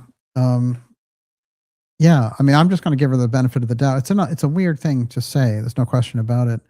And all I can say is it's, what she's generally trying to put some things out there. But you can also imagine whatever state that she's in, so I don't expect people to be at their best when they're in a situation like that. But the missing aspect of it all, maybe there are things that she can't say as well. It's possible. But this idea, the kind of cover story in the media about McCasland doesn't add up at all, because he's definitely a high value type target that you would not allow to wander around, because you wouldn't want a hostile entity, a terrorist group, or somebody else to grab him, especially with all of his highly advanced technical knowledge around the UFO file. The UFO file, let me tell you something. If you picked up information in 1947 about UFOs, and, in his case, he worked on it in the 80s and 90s, let's say, and beyond. But that information, it's so far advanced that it's not like, oh, it's out of date now, oh, it's fiber optics, or, no, oh, it's tube technology. This stuff is so far advanced anyway, that anybody who has any specialty on it is going to be a high value target. But I understand that he was retired. I think that was the point she was trying to make. But I'm just going to read a little bit about Grillmare, and then we're going to go to your questions. How does that read? Everyone, you're watching the Dark Journalist Show. Fascinating information tonight about the X-Protect group. And the general is missing. Why is the general missing? This is the question. And it follows a pattern along with Loureiro and Grillmare and others of people working at very high levels directly around this advanced concepts around plasma, etc. How does that relate to the advanced information around UFOs? We have a direct link in the work of General McCasland. Some reacting to the news of Grillmare's death noted he was killed roughly 2 months after the December shooting of Nuno Loureiro, the MIT technology physicist. Grillmare enjoyed his home in the remoteness of the Southern California Antelope Valley, in large part because it allowed him to easily study the stars at night.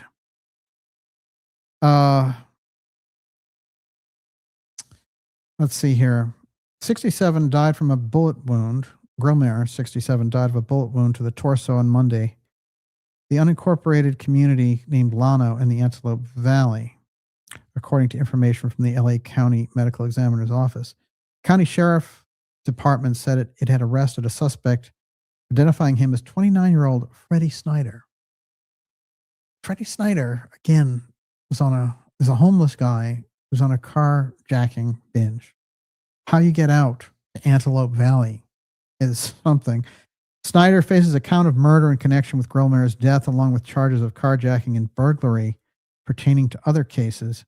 LA Times quoted a Caltech spokesman who confirmed that the university employed Grillmare and that he helped explore the universe as part of Caltech's Infrared Processing Analysis Center and worked for the U.S. Space Agency, NASA. Grillmare definitely had access to high-level clearance and high-level information. And it's a terrible story in any case, but the carjacking aspect and the fact that the judge had just let this guy out, and that the guy doesn't have he has a criminal background for sure, but he doesn't have an MO of killing. So his death is automatically suspicious in the middle of all this. Now, what I want to do is kind of round this all out and give you a kind of a 4-minute history lesson, and we'll go to your questions. So let's take it from here that sometime in the early 20th century, these groups operating with discoveries, some of the X technology comes out of the work of Tesla, John Worrell Keeley, others of this nature, but some of it comes directly from the redevelopment of these crash retrieval programs. Those programs were so secret, and we, started to observe, according to the different astronaut accounts and things like that, like Gordon Cooper, when he's training in the early 50s, the UFOs were just tracking him while he's on maneuvers, imitating the maneuvers, etc. So it's just a regular thing. I mentioned Donald Kehoe earlier is talking about the Silence Group, the early setup of X-Protect. One of the things to know about him is who's he flying around with all day long. He's flying around. Well, he was the assistant pilot to Charles Lindbergh for a decade. So they're up there, they're seeing all these UFOs. This is part of the early advanced information about flight. When you have flight, you have this tremendous advantage, but also what else is up there with you? Howard Hughes had this very same issue. If you had access to flight, for example, in the 19th century, long before the Wright brothers and that whole charade comes along, well, you have an incredible advantage for so many different reasons, militarily, archaeologically, geopolitically, you name it. I wanted to read you a couple of things regarding very, very early accounts of airships Now, this comes from a traditional Indian book, which is basically translated as the Romance of the Sage, and it is from the 12th century. And Vicvilla is the hero of the story, basically. I'm just going to read this little bit to give us an idea of this Indian story. Okay, quote, Vicvilla mounts a mechanical bird and makes a trip through the air. 12th century. At his return, he speaks to the king's ambassador thus, it is not proper to reveal to anyone, an artisan or any other person, the secret of the aerial machine, which is difficult to obtain for whoever is not a Yavana. And this is taken to mean, when they look at the Indian literature, it's taken to mean Greeks, but it's really anyone from that Mediterranean world.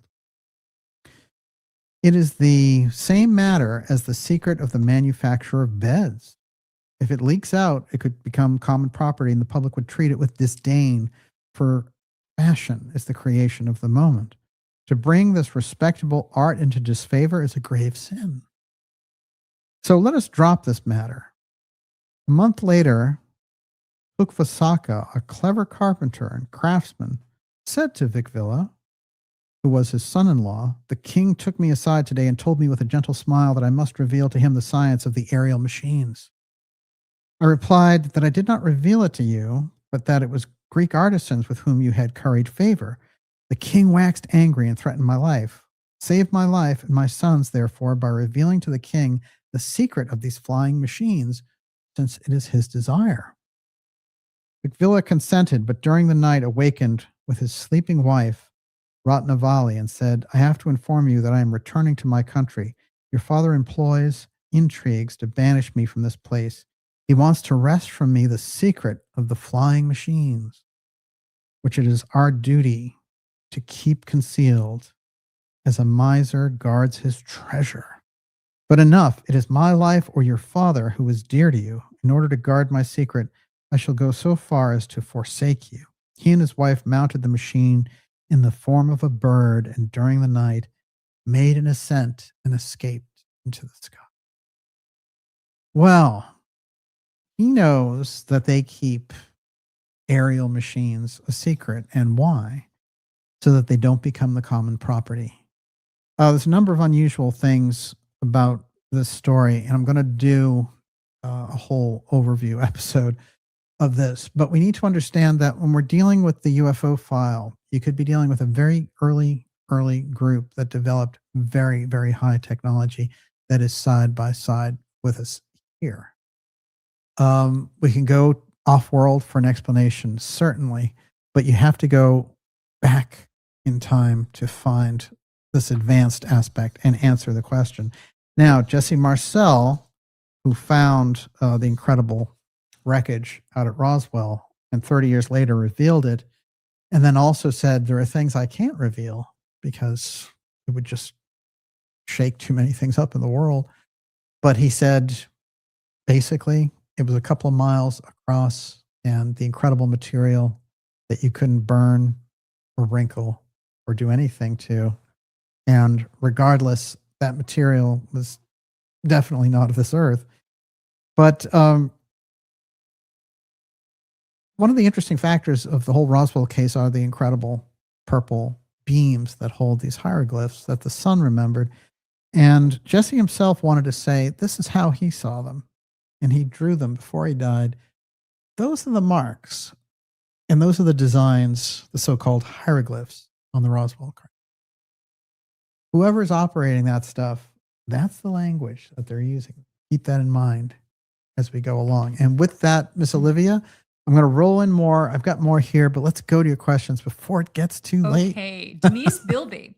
Was Epstein group blackmailing or honeypotting scientists from everywhere in order to force cooperation on secret tech over the past 20 plus years, including transhumanism and DNA-specific bioweapons stolen from the Human Genome Project? Well, that's right up his alley. What you have to understand about Epstein, in my opinion, to understand that whole thing, is the Atlantis fascination, which we've outlined in the Hot Zone series. He's fascinated with the redevelopment of the Atlantean Belial. And Belial is the might makes right Atlantean group. The Amelius group in the Casey literature is the spiritual group that uses the technology to interact with the saintly realm, in Casey's words. So I have a number of facts on record about Maxwell being the doorway for that. That's the ocean fascination. That's the Atlantis aspect. The other piece, in that he was doing gravity experiments and that he was obsessed with these different things regarding eugenics, etc. It's definitely not him, you see. He's working in combination with groups that are interested in these things, and he's getting them and developing them almost like a project. And one of like an assignment. Yes. I mean, one of the things that he was described himself in the 1980s as a bounty hunter. Think about this. This is somebody who is a mercenary going in and getting this information. And he's getting the high-level access from the Rothschilds and others. Now, one of the things you need to understand about Epstein is, if you really look at Epstein, the player is Maxwell. Make no mistake about it. Epstein was, a non-college graduate teaching a college, and, we all know about the father of Donald Barr giving him the job and all the weirdness. He's plugged in. He's a low-level person plugged into this entire situation, and expendable, certainly expendable. But he becomes the liaison in the middle of all this. But who's the power broker in the background? Who's the person with the publishing companies, with the intelligence agencies set up, working through his daughters, expanding that unit, getting involved in the octopus and, the entire piece around the backdoor software and everything else? That's all Maxwell. That's all long before Epstein was any kind of a player. He was probably a teenager when Maxwell was doing this. And it's very interesting because it is Ghislaine Maxwell who is organizing the scientists going down and working in partnership with Epstein, going down in the submarine Atlantis to look at the ruins off the western tip of Cuba. So, when you lock it in that way, you have to see kind of the broader stroke, and the caricature of the Orgy Island stuff. It has its own terrible repercussions, of course, with the things that they were doing, but you have to get past that and the salaciousness of it, which the independent media loves to just lay that on you, and the depravity and all the rest. But you have to see through them to see what those people are doing. And it's not easy because we get caught up in details like that. But what was the object of the exercise? And when it involves Atlantis, it gets very tricky, but it makes so much more sense as well than somebody just building up a money and blackmail empire. Those things are real and those things took place, but there's a much larger organization network operating in the background. And, we could see that certain people, like I said, they're going to throw the morsels to the crowd, like Prince Andrew or whatever. But that's not really how you're going to get the answers. Yes. Well, I mean, we know Epstein worked for Rothschild because Les Wexner admitted that. Yes. Okay. So, I mean, if we're really talking about that, I think Wexner was a heavier hitter as well. Yeah. That we know that it's the armies with the greatest tech that win now. True. Everything is technology, Yeah. right? And including bioweapons is kind of the greatest technology. Yeah. So I think we're thinking about warfare here. Yeah, it's probably that they're working literally with a spreadsheet, which was, genetics, gravity, ancient weaponry. I mean, they're probably working with it straight across and seeing what kind of results that they could get. One of the things, it was introduced, I keep hearing this, like Epstein created the digital money grid or whatever. No. Epstein he's a mercenary in that system. He's not the system. There's a structure Right, he's moving. in a cog in a wheel. He is. How did he get grabbed and snuffed out? He definitely. Maxwell, on the other hand, is a much higher level figure. This is what's hard to understand. Her twin sisters. Yes, exactly. There's a whole lot to go into there as well. Yeah. Okay, Alchemy by Angela. The story surrounding the general sounds like a potential prelude to the introduction of the alien threat. And Wesley Fick, DJ, what do you think the general could have done to go missing? Look, what sin was committed? Yeah. Well, I want to say, again, I hope for a safe return, but I'll say this on the record about it.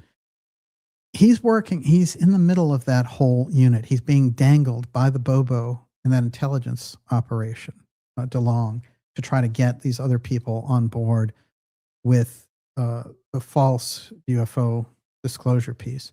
Now, what McCasland was interested in, he may very well have been interested in being part of a disclosure train that was going to come out. And he was very smart once the emails were leaked to remove himself, and probably figured out that DeLong was a Bobo for the intelligence agencies pretty quickly after a while. Maybe originally it appealed to him. Remember, Bobby Inman originally thought, I can take everything I've learned about the UFO file and integrate it into my private career at these various positions at high level and secretive tech companies. One of the weird things that I've pointed out about Inman, and why I think Inman becomes so important as they're doing this disclosure thing. Inman, of course, is still alive and can tell us a great deal. But Inman went directly from overseeing the UFO file for decades, literally, as became deputy CIA director, NSA director, all these incredible positions, and becomes the founder of the most important 80s AI company. And all of the people that came out of that company are the people that you see running the table on AI, and the thing that we get later. But the question is, did Inman inject any of that UFO file information? Did he splice in the reactions, the alien aspect, into the AI? This is a big question, and it's a major piece. And I would love to, get us into a position where you had people before Congress answering the questions of the X-Protect file, because X-Protect is the group that's been controlling the secrecy. You can't get anywhere at that if you have CIA people saying, oh, I'm here, right hand to God, I want to get to the bottom of this. They're trained that if you're in any situation, you're in a war type scenario. So if you're an intelligence officer, you have to be prepared to lie at the drop of a hat. That's just the way it works. So you can't trust any of those people when it comes to the UFO file and revealing the UFO file. So how do you get at the X-Protect group that's been holding down the information about the UFO file? This becomes the question. And if you find a pattern, look at the patterns in history around political situations. I always go back to the JFK assassination because it's the most easy to chart after 60 years. And it is the most kind of boldest stroke, I would say, of the way the intelligence agencies and the X-Protect group operate. Not only did they eliminate the president and cover up the story ever after and control people, with threats and everything else, and not only did they remove the president's brother as well, but when they would have groups and witnesses around the crime, they would eliminate the witnesses to the crime. So the people who saw Oswald get in a cab instead of on a bus, for example, the cab driver ends up dead. The woman who was the landlady for Oswald at his rooming house, 2 years later, she's dead. The bus driver who was supposed to be driving Oswald from the Texas School Book Depository back to Oak Cliff, he's dead. And I mean, didn't know about that one. Yeah. Oh, it's so absurd. It gets ridiculous. It's like all within a couple of years. So, and what's really weird is whenever you look at that situation, look at all the people who died that were just around the whole thing. President Kennedy, his brother, Marilyn Monroe, Dorothy Kilgallen, you know, Jack Ruby, Oswald, they're all, it's just like a death march. And this is different moves by a group that, you know, is expert level at assassination. And that's the Central Intelligence Agency. It's one of the reasons why when the Charlie Kirk situation came up, we did a number of episodes. You have to go to the CIA because the Central Intelligence Agency is the top assassination group. And if you had a group over here that was a foreign group, you know, they're trying to promote this idea of like, oh, Iran tried to assassinate Trump and all the rest of it. You know, they said that about Crooks too. And just like with Oswald, they were like, oh, the Russians made him come over here and do it, you know. They always use something else as a scapegoat, but really, who's the best? Who uses the assassination tools? Who's trained the best in assassination? Who was the top at assassination? It's the Central Intelligence Agency. So, you know, that's the first place that you go to when you find things that don't add up, you know. And in the case of Kirk's murder, it's the shooter had no time to disassemble the weapon, run across the, all that stuff, you know. There was a whole coordinated piece with that. And the gobbledygook that got put on top of it about Egyptian planes and all that stuff, and how they had TV producers around these podcasts, and they're like, well, make it a cliffhanger and make his wife responsible for it. You're in the middle of disinformation wherever you look. These are the people that are supposed to be taking out the mainstream media, corporate media, blind spots. They're adding layers of misinformation for their own profit. You know, they're closely associated, many of them, with the British royal family. Look into that, you know. So there's an illness brewing in the podcast world, and that is the same forces in the mainstream media just rolled that money in and astroturfed the territory and said, you know what? We're losing to this independent media. Let's pretend we're the independent media. And that's exactly what they did. Yes, Miss Olivia. David Tremina, DJ, do you suspect that when Trump announced the release of the UFO files, did it immediately trigger the deep state to start the war in Iran without Trump's approval? Well, see, this is the thing. I think it's, the timing is extraordinary. Think about the timing. Trump makes the announcement, you know, and the day he made the announcement, I went on Alex's show. So the timing was, you know, for me, it's very vivid how it all played out. But you have just a couple days later dropping bombs and making Iran, you know, an effort to make Iran into a parking lot. A nation with 92 million people. And the other thing I would say in relation to the Iran war is now you're making intergenerational hatred of America go on endlessly with these people, because all of them will remember, oh, do you remember when they came in here and just bombed us? You know, this is an insane policy. And the whole thing about the United States policy, foreign policy and diplomacy is always long-term. You do things long-term so you don't get blowback and you don't get terrorist activity and all the rest of it. And in this case, you know, a Newsweek reporter asked Trump, they said, well, what do you want to do? You know, don't you think that the American people will be worried now about terrorist activity at home? And Trump said, well, yeah, you know, I think they should be. And, you know, but people die in war. What? You know, so it's getting into dangerously absurd positions, and his glib answers show that maybe he's not being given any of the real facts in the background, and he's more and more isolated in a bubble around this, which is why I think people like Tulsi and Bobby need to walk in there together and say, it may cost us our jobs, but these are the facts on the ground, and we can't go along with this. I wanted to mention this because it may play in, there's a little echo in here about last November, right around Thanksgiving. There was a very strange interaction that took place. It was Iranian MP says Russia may be willing to give Tehran nuclear weapons. Now, this is an Iranian news website. And Putin had just met with the leader of Iran, who is now assassinated. And that's another major faux pas, because whatever they were going to, confront the leadership with, he made him into a martyr, and all the religious factions now, there's no negotiating with them. But what the article basically has to say is that, they were leaking all these details that maybe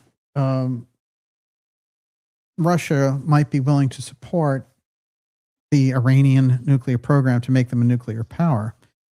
And I want to read this story real briefly. Hardline Iranian lawmaker on Monday cited months-old comments by former Russian President Dmitry Medvedev as a sign Moscow might be prepared to provide Iran with nuclear weapons. Kamran Ghazafari said Russia and China would support Iran's potential withdrawal from the Nuclear Non-Proliferation Treaty, adding that the move would increase the country's nuclear and military capability. China and Russia support the decision to withdraw from the NPT, Medvedev, Putin's deputy, even hinted indirectly that Russia might be willing to provide Iran with nuclear weapons. So this is a weird thing that was threaded in the atmosphere, and they said something to the effect, several meetings have been held with the IAEA Board of Governors, adopted into its anti-Iran resolution, he said, adding a final decision could be announced on Tuesday. That's a foreign policy committee announcing that. So there was something strange in the background there for that even to be floated. And very honestly, it does not seem like the type of thing that Russia would do. But it might have been put out there as they knew the Americans were going to attack, and they wanted them to think twice. And so they raised this idea that Iran was getting a nuclear weapon from Russia. I want to say that the son of Khamenei is likely to take over Iran, and he's a real hardliner. So they may have really traded out a really kind of, it's a bad trade, I'll put it to you that way. I want to throw in here, since you know how I think about these matters, that it's all laid out there on the mystery side in prophecy. I want to lay out something that Nostradamus laid out a long time ago about the King of Terror and how he will come in a blue turban into Persia. So this whole bit, remember, could have been avoided. Trump did not have to go into Iran and can still get out. That time bomb is ticking, and the only thing you can do is turn around and get out. And it, is there time to save it? Think about a couple of these. And there's also, what's so great about Nostradamus in the middle of all this is he's talking and he says, well, this is the astrological alignments around the predictions that I'm giving. That's why Nostradamus is really celebrated. Not too many people from 1555 are still celebrated now. Nostradamus is one of them, and incredibly powerful mystic and seer into the future. So he says these things. The Church of God will be persecuted. The sacred temples will be despoiled. The child shall strip the mother of everything. The rule of the church will succumb to the sea. The Prince of Arabia, when Mars, the Sun, and Venus are conjoined in Leo, across Persia, Iran, will come full near 1 million troops. Now, I've seen a few people take a shot at the conjunction that he's talking about. Maybe we have some good astrologers in the audience who can. Somebody said that the date of the conjunction was August 21st, 1987. But again, it's Mars, Sun, and Venus conjoined in Leo, giving us some hints back there of what's going to happen. I want to read another one here. Now, he talks about this character wearing a blue turban who comes from Persia, and he will wreak unholy terror on all these nations. The blue turban thing, around the same period, he's talking also about what would be a prediction about 1999, the King of Terror from the sky. It's not this guy, but he mentions that. And I have to say, the whole, bin Laden, 9/11, terror from the sky, over the new city and all that, July of 1999 is when he puts it out there. That's how he lays it out. And it takes place basically in September of 2001, pretty close for somebody looking 400 years into the future and seeing these things.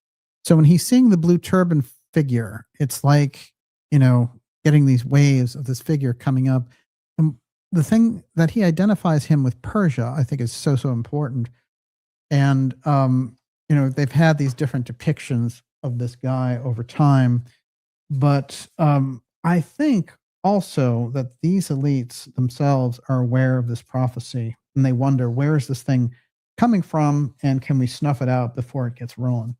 That's another thing of that. And keep going, Miss Olivia. Silly B says, however, a significant Sun-Mars conjunction occurred on January 9th, 2026, and a Mars-Venus conjunction happened in Aquarius on February 23rd, 2026. Yeah, there's this incredible alignment of 6 planets just a few days ago. And the eclipse from March 3rd, which is right in that same loop. Blood moon. I mean, it's pretty incredible. Yeah, absolutely. And we have all these planets coming up in Aries. It's just, all the astrologers were saying it speaks of war. So Kontiki Man says Nostradamus predicted Russia and India would mop up old Persia, but maybe that's not for the near future. Very interesting. I think it merits a gigantic re-examination of Nostradamus's work around this. Everyone, you're watching the Dark Journalist Show. This is X-Series 217, the X-Protect UFO File Cabal revealed. The general is missing. And we've gone into a number of different explanations for why General McCasland may be missing, as much as we hope for his safe return. I do feel very much that his kidnapping, his abduction, is related directly to his work with the UFO file. And I think the facts speak for themselves. If he was in charge of the Roswell project, it's interesting because Roswell is very, very important. And I know it gets marginalized at times, and like, well, they've made movies about it and things like that. Look, that case has incredible testimony. It has incredible witnesses. And you have something like 50 solid witnesses in relation to the case of Roswell. And many of them saw bodies in relation to the craft. Many of them have stories about us taking the bodies and doing autopsies and things of that nature. All this stuff got spoofed in the 90s, of course, but the truth is, in 1979, Marcel came forward with the story because Stanton Friedman was looking around for people associated, because he had heard about a case that had happened in New Mexico. For 32 years, that case had not been touched. So the incident happens, it goes all around the world, whoa. Then they come out and say it was a weather balloon that killed the story. It's gone. All the books in the 60s, 70s, and 80s, like 50s, 60s, and 70s, dealing with the UFO file, don't mention Roswell. It's only when Marcel comes out and says, before he dies, this is what happened. And now, I also want to point this out in relation to X-Protect. Marcel, they try to put him on a mission shortly afterwards.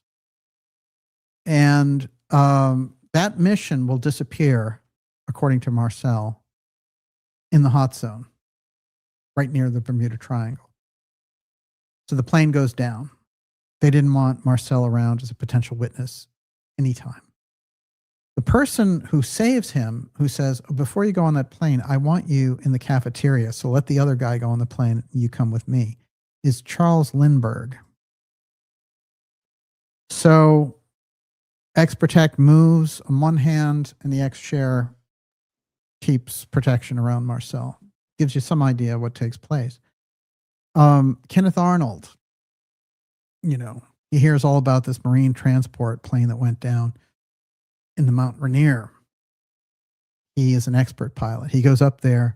He's looking for this because there's a reward if you can find the plane or the Marines. And he's up there, and while he's up there, he sees this incredible pattern of 9 UFOs. And they're doing all these maneuvers, and he's trying to time what they're doing. But because he's an expert pilot, he knows this is beyond anything we've ever seen. He lands. He gives the story out. I just saw these incredible things. Then, after he's given the story and everything else, he goes to take off in his plane again and go to another city, and the plane fails. They try to instantly remove him right off the bat. This is right when the UFO wave is happening. The people around X-Protect, the Maury Island case is before the Kenneth Arnold case. And what takes place there? Immediately, the men in black show up and they say instantly, you know, you didn't see anything. And if you don't, basically, you and your family are at risk. And the guy says, I know what I saw. It destroyed my boat and everything else, the slag that came off the UFO. The guy who owned the boat that this guy was renting from is this infamous character named Fred Crispin. And Crispin will be charged, you know, brought in for testimony and thought by DA Jim Garrison to be associated with the JFK assassination. The UFO field, the overlap between assassinations, high level, low level, and the exotic technology are palpable when you look, and it's extraordinary. I remember the author Ken Thomas and my conversations, the late Ken Thomas, who wrote some really terrific books, but he knew so much about Bannister's activity setting up the UFO file for the FBI in the 40s and how one of his agents was Garrison. So those guys were dealing with the UFO thing way, way before Kennedy assassination and before Bannister becomes the handler of Oswald in 1963 in that hot, balmy summer in New Orleans, and puts him on all these errands to go crash into student groups to get intel about, you know, what they're doing.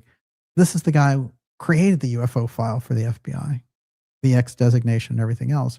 So you have to understand the overlap. If you got to understand the root of the X-Protect thing in order to understand how it unwinds into history, however uncomfortable that whole aspect is. And it doesn't have, you know, when you deal with it, it's so fascinating, but it gets to such a real truth. You know, this is the problem with it. It doesn't have a nation state to go after. It doesn't have a personality to go after. It's a strange kind of amorphous thing that operates side by side with our regular society. That's the nature of the X-Protect piece. And, you know, when you see things like McCasland, you see, just like the Lorero killing, you feel like they're more active than ever. Yes, Miss Olivia. David Termina, DJ, it sure seems like the deep state is setting up Trump for his impeachment in the very near future. Why doesn't he just shoot for the moon and come clean with the public? Yeah, I don't really trust the state of mind that it sounds to me like Trump is getting a lot of wrong information. And I think they're saying, oh, everything's going great, or, you know, like, and then there's a false, almost religious zealotry to some of the guys like Hegseth. And one of the things that was unearthed, I thought that was important, was Hegseth in 2018 talking about, you know, all these miracles that can take place, and, you know, oh, we can rebuild the third temple and all, Okay. you know, all Let's that. go there right Yeah. now. I've got a bunch. Okay. Okay. Yeah. So Alchemy by Angela says Israel is orchestrating what seems like prophecy. Jimmy Lyle Kennemer, they need to clear the Temple Mount. SM Duffy, if the current temple gets hit, the Zionists only hope, then the third temple prophecy comes true. And Lindy T says Chris Bledsoe stated the orbs would appear when Iran and Israel exchanged nukes. Maybe they want them to appear. Yeah, I wouldn't go to anyone like Bledsoe on things like this.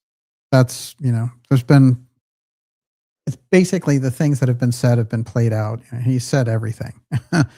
And so that's not a place I would go. I think there is something fascinating about how something's being manipulated on every side on this. So if you understand how the deep state operates, then, the deep state is going to play America. They're going to play Iran. They're going to play China. They're going to play Israel. So it's not like you're going to be able to locate the deep state inside of one thing. That's part of the problem. So the system, and how Professor Scott describes it, is as a system. We have to understand that. So how we can figure out what they're doing is they are working on groups that are operating with this thing about the third temple. They're manipulating them over here, just like on the other side, they're saying, hey, we'll bring in the imam and you're going to have the major clash going on. And just like they would say to Christians, this is a messianic thing. They had Hegseth going off and these soldiers saying, well, he gave us this pep talk saying, this is going to bring back the Messiah and all these things. So these are incredible high-level manipulations on their part.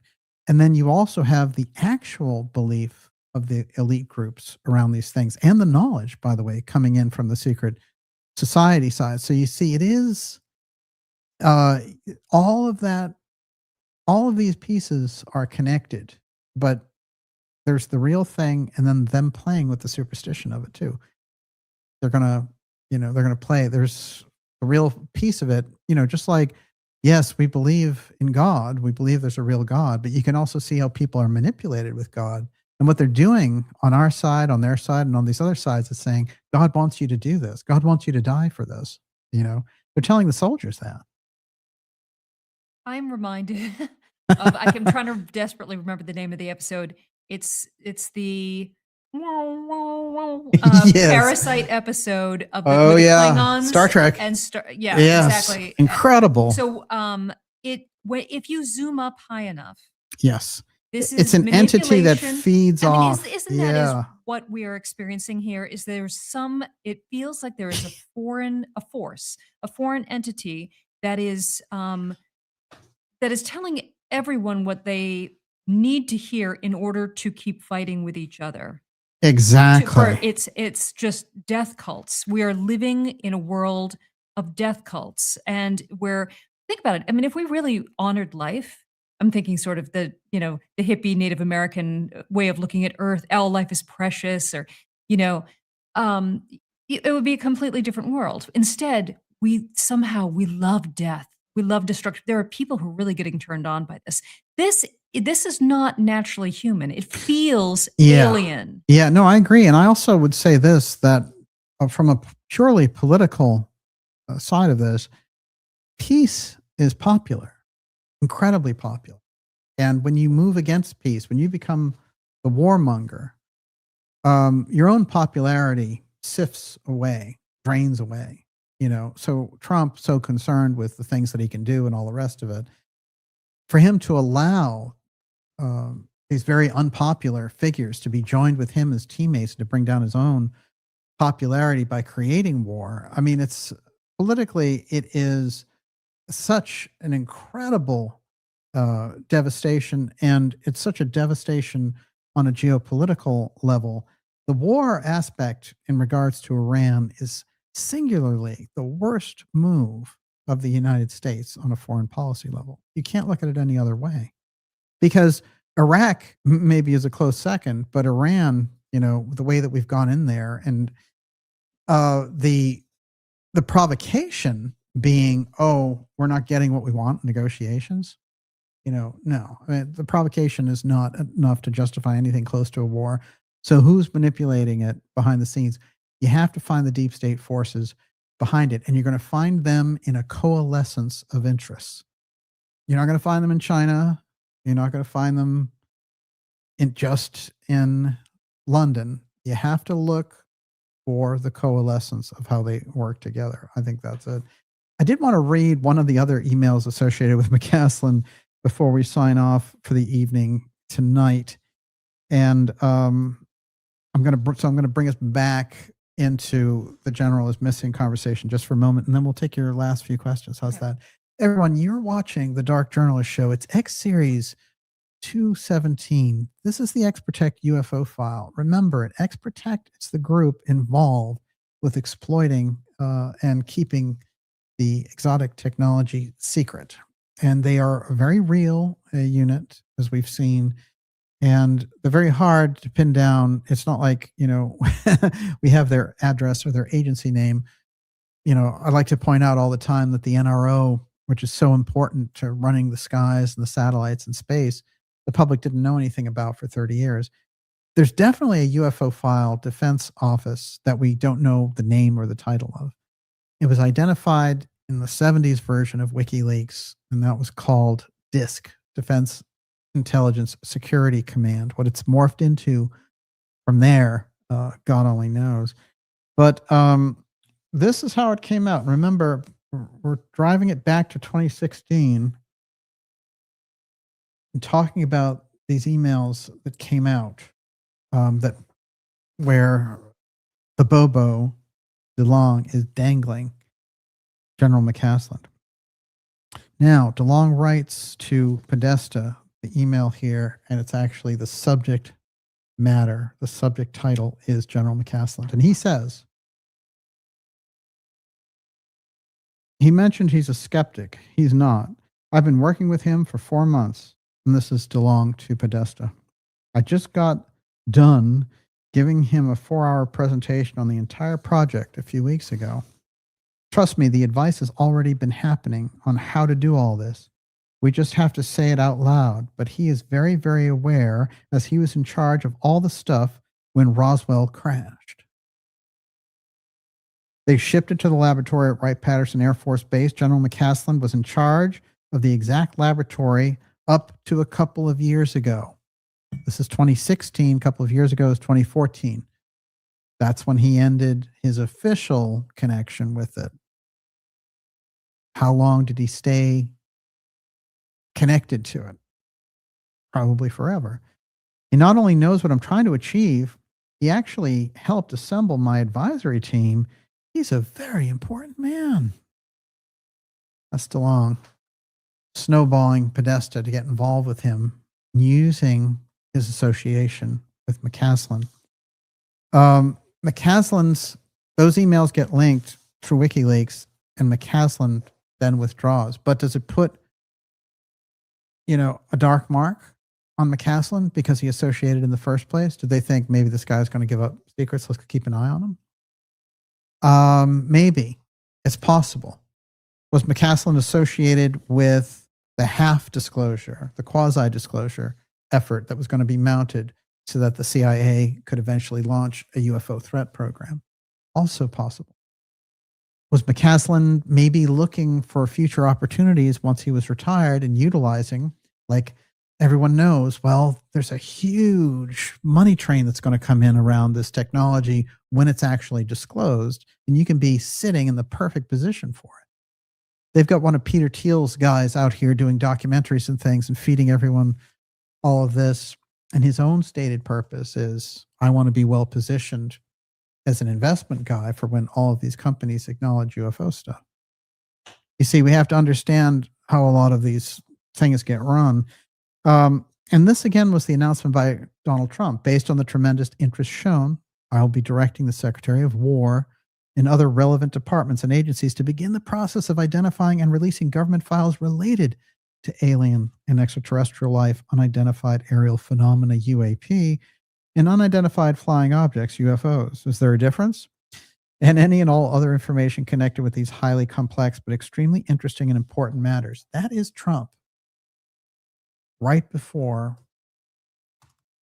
the Iran invasion.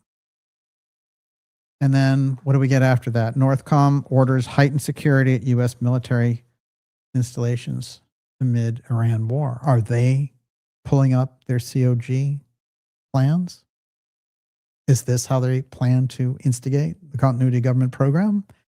These really are the questions that we're looking at. Everyone, you're watching the Dark Journalist Show. It's X Series 217. Your last couple of questions coming up right now. Miss Olivia, you're on. Okay. By the way, that episode is called Day of the Dove. Day of the Dove. Which is a stellar episode if you haven't seen it. And Najat, on that note, says, maybe the death cults exist to challenge humanity and see how far they can go until humans snap out of it and say enough. Unfortunately, it's taken a lot longer than it should. And I wonder, I mean, is that part of our awakening, right? Armageddon and the apocalypse are kind of side by side and related. And, because Armageddon is one thing, apocalypse is the lifting of the veil and saying, we have to sort of reclaim our identity as spiritual beings, as divine beings in flesh, and say, no, we're better than this, Absolutely. I 100% agree. I'm going to go back to this Nostradamus thing for a second. Hold on. This is important. Now, the blue turban piece that we talked about, here is the actual predictions by Nostradamus. And with this new information of what's going on in Iran, let's listen closely. Out of the country of Greater Arabia shall be born a strong master of Muhammad. He will enter Europe wearing a blue turban. He will be the terror of mankind. Never more horror. Think about that. Well, certainly nuclear, would be a terror of mankind. The war will last 7 and 20 years. The sky will burn at 45 degrees. Fire approaches the great new city. When those of the northern pole united in the east, there will be great fear and dread. One day, the two great leaders will be friends. And I believe that's Russia and America, but that's a long way off. The new land will be at the height of its power. The monarch of the blue turban, when he has entered into Foy, will rule less than an evolution of Saturn, which is supposedly 29 years. The king of the white turban and the high courage of Byzantium will be manifested during the time of holding, when the sun, Mars, and Mercury are conjoined in Aquarius, somewhere in these dates. And elsewhere, Nostradamus would say, in the year 1999 and 7 months, from the sky will come the great king of terror. He will bring back to life the king of the Mongols after war reigns. Now, as I said, I think that this is associated with the operations and how we use bin Laden, and New York City is associated with it. But it seems to me the blue turban thing is not something that has taken place, and that this, when he says that he's associated with this blue turban and he's coming out of this, I wonder a lot. What's interesting is the son of Khamenei was assassinated, and now they're saying the son is going to rule. As I mentioned, he's supposed to be a real hardliner. So that's not a good development if that's the peg that we moved on the national security front. The other thing is, there are Casey readings about this, but the Strait of Hormuz, which has been highlighted recently, that's the location. That's where most of the oil, 90% of the oil of the world, moves. And Iran is right in the heart of it, these other countries. And unfortunately, we're still stuck in this oil paradigm, even though there's tons of other types of energy to be developed. They've decided, no, we're going to keep doing it this way. But Iran keeps saying we're going to close the Straits of Hormuz. And already you're seeing perturbations, shall we say, in relation to gas prices, things like that. So these are the types of things where we're seeing this is not worth it for a number of reasons. The most important of which is we weren't threatened by the Iranians, and they couldn't have done anything to us. So this was really ridiculous maneuver, and it does not seem to be in any way, shape, or form in the best interest of the United States. The only thing to do is to 180 about face and get out. Um, one last thing that Casey will say here is he talks about the cycles of war, and he does mention a few interesting things that may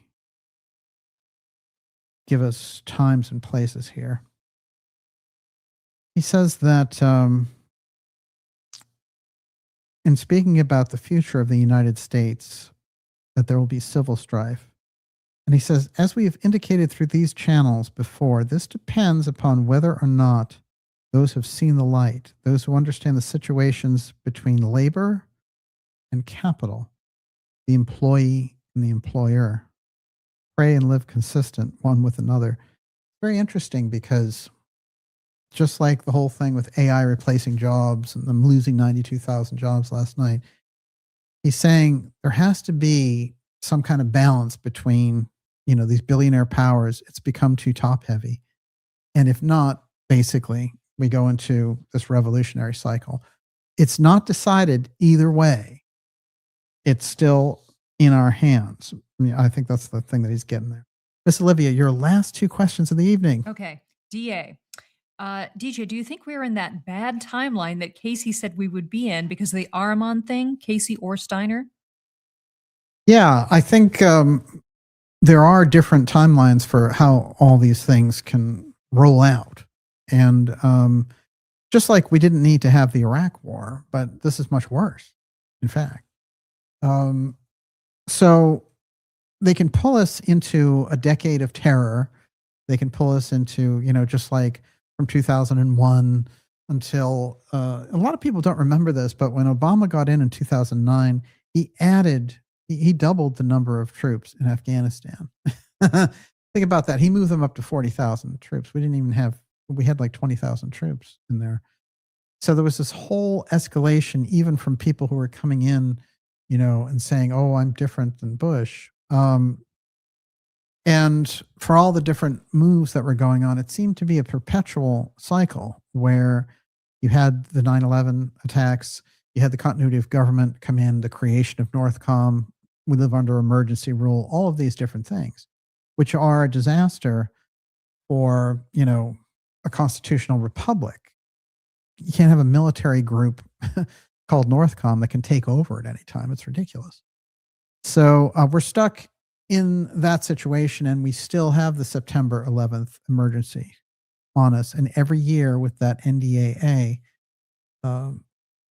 every president, Trump, Biden, Bush, Obama, they all sign on to it because they all have to. Because if they don't, that $1 trillion doesn't run through the defense, departments and all the different things that we do to keep that money train going. Now, what's interesting is the word is that they're siphoning out to Mike Johnson. They're saying, look, we're going to need you to come up with a bill for $50 billion just to fund the initial bombings of this whole Iran thing. Who the hell wants to authorize that kind of money? Really? You want $50 billion just for openers? For what? You just got $1 trillion from the NDAA money, Spend your $1 trillion, then go asking for more money. That'll cripple the economy of the United States. I don't know. Those types of decisions are so antithetical to what the Trump administration came in on that it's almost like beyond absurd. At this point, he might as well come out for, being anti-Second Amendment or pro-abortion or something. He's just doing everything opposite. It's like he woke up and he's opposite man. So we're going to have to see how this plays out. But the only thing I can imagine is that groups and forces inside this movement need to take control back. And if these people are just, puppets of something else and can no longer actually serve the populace on the ground, we're going to have to move that support base somewhere else. No question about it. And that's the state that we're in. But I think it has to happen within the administration, and the good people in the administration need to have that conversation with the president. And the president is very interesting because he's really working off of a very strong, incredible rebound and resurrection from the things that the Democrats were trying to do, put him in prison and all of these different things. And that type of turnaround and comeback is extraordinary. There's probably, for a president to be out and then come back in like that, it's only happened, I think, once in history. So to take it and blow it is insane, is ridiculous. So maybe, there's just the small chance of pulling the whole thing back and getting the hell out of there. And,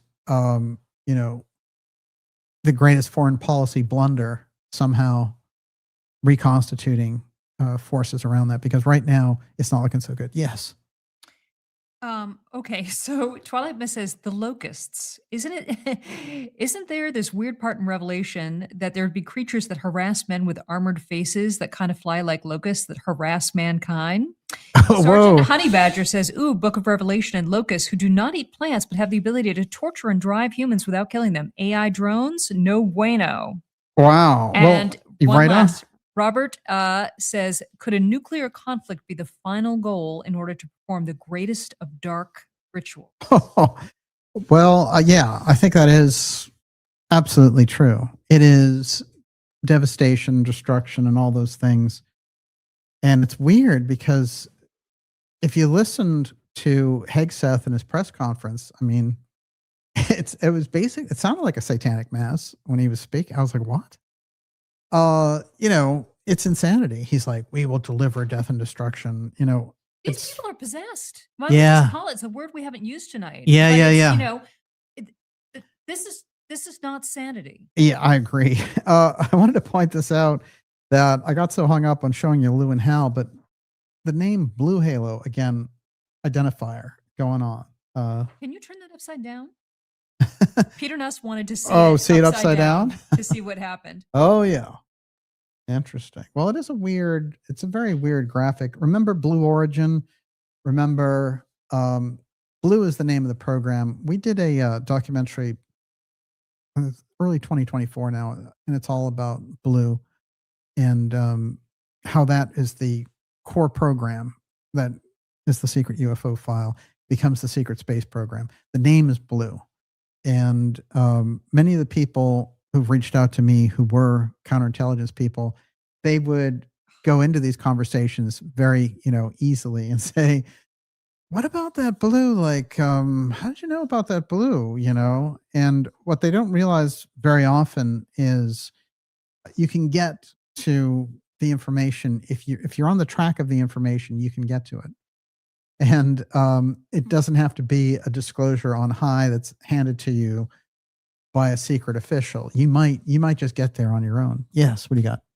VixTex wanted to remind us that today is Gordon Cooper's birthday. Oh, is it March really? 6th, 1927. Wow. So that makes him a Pisces.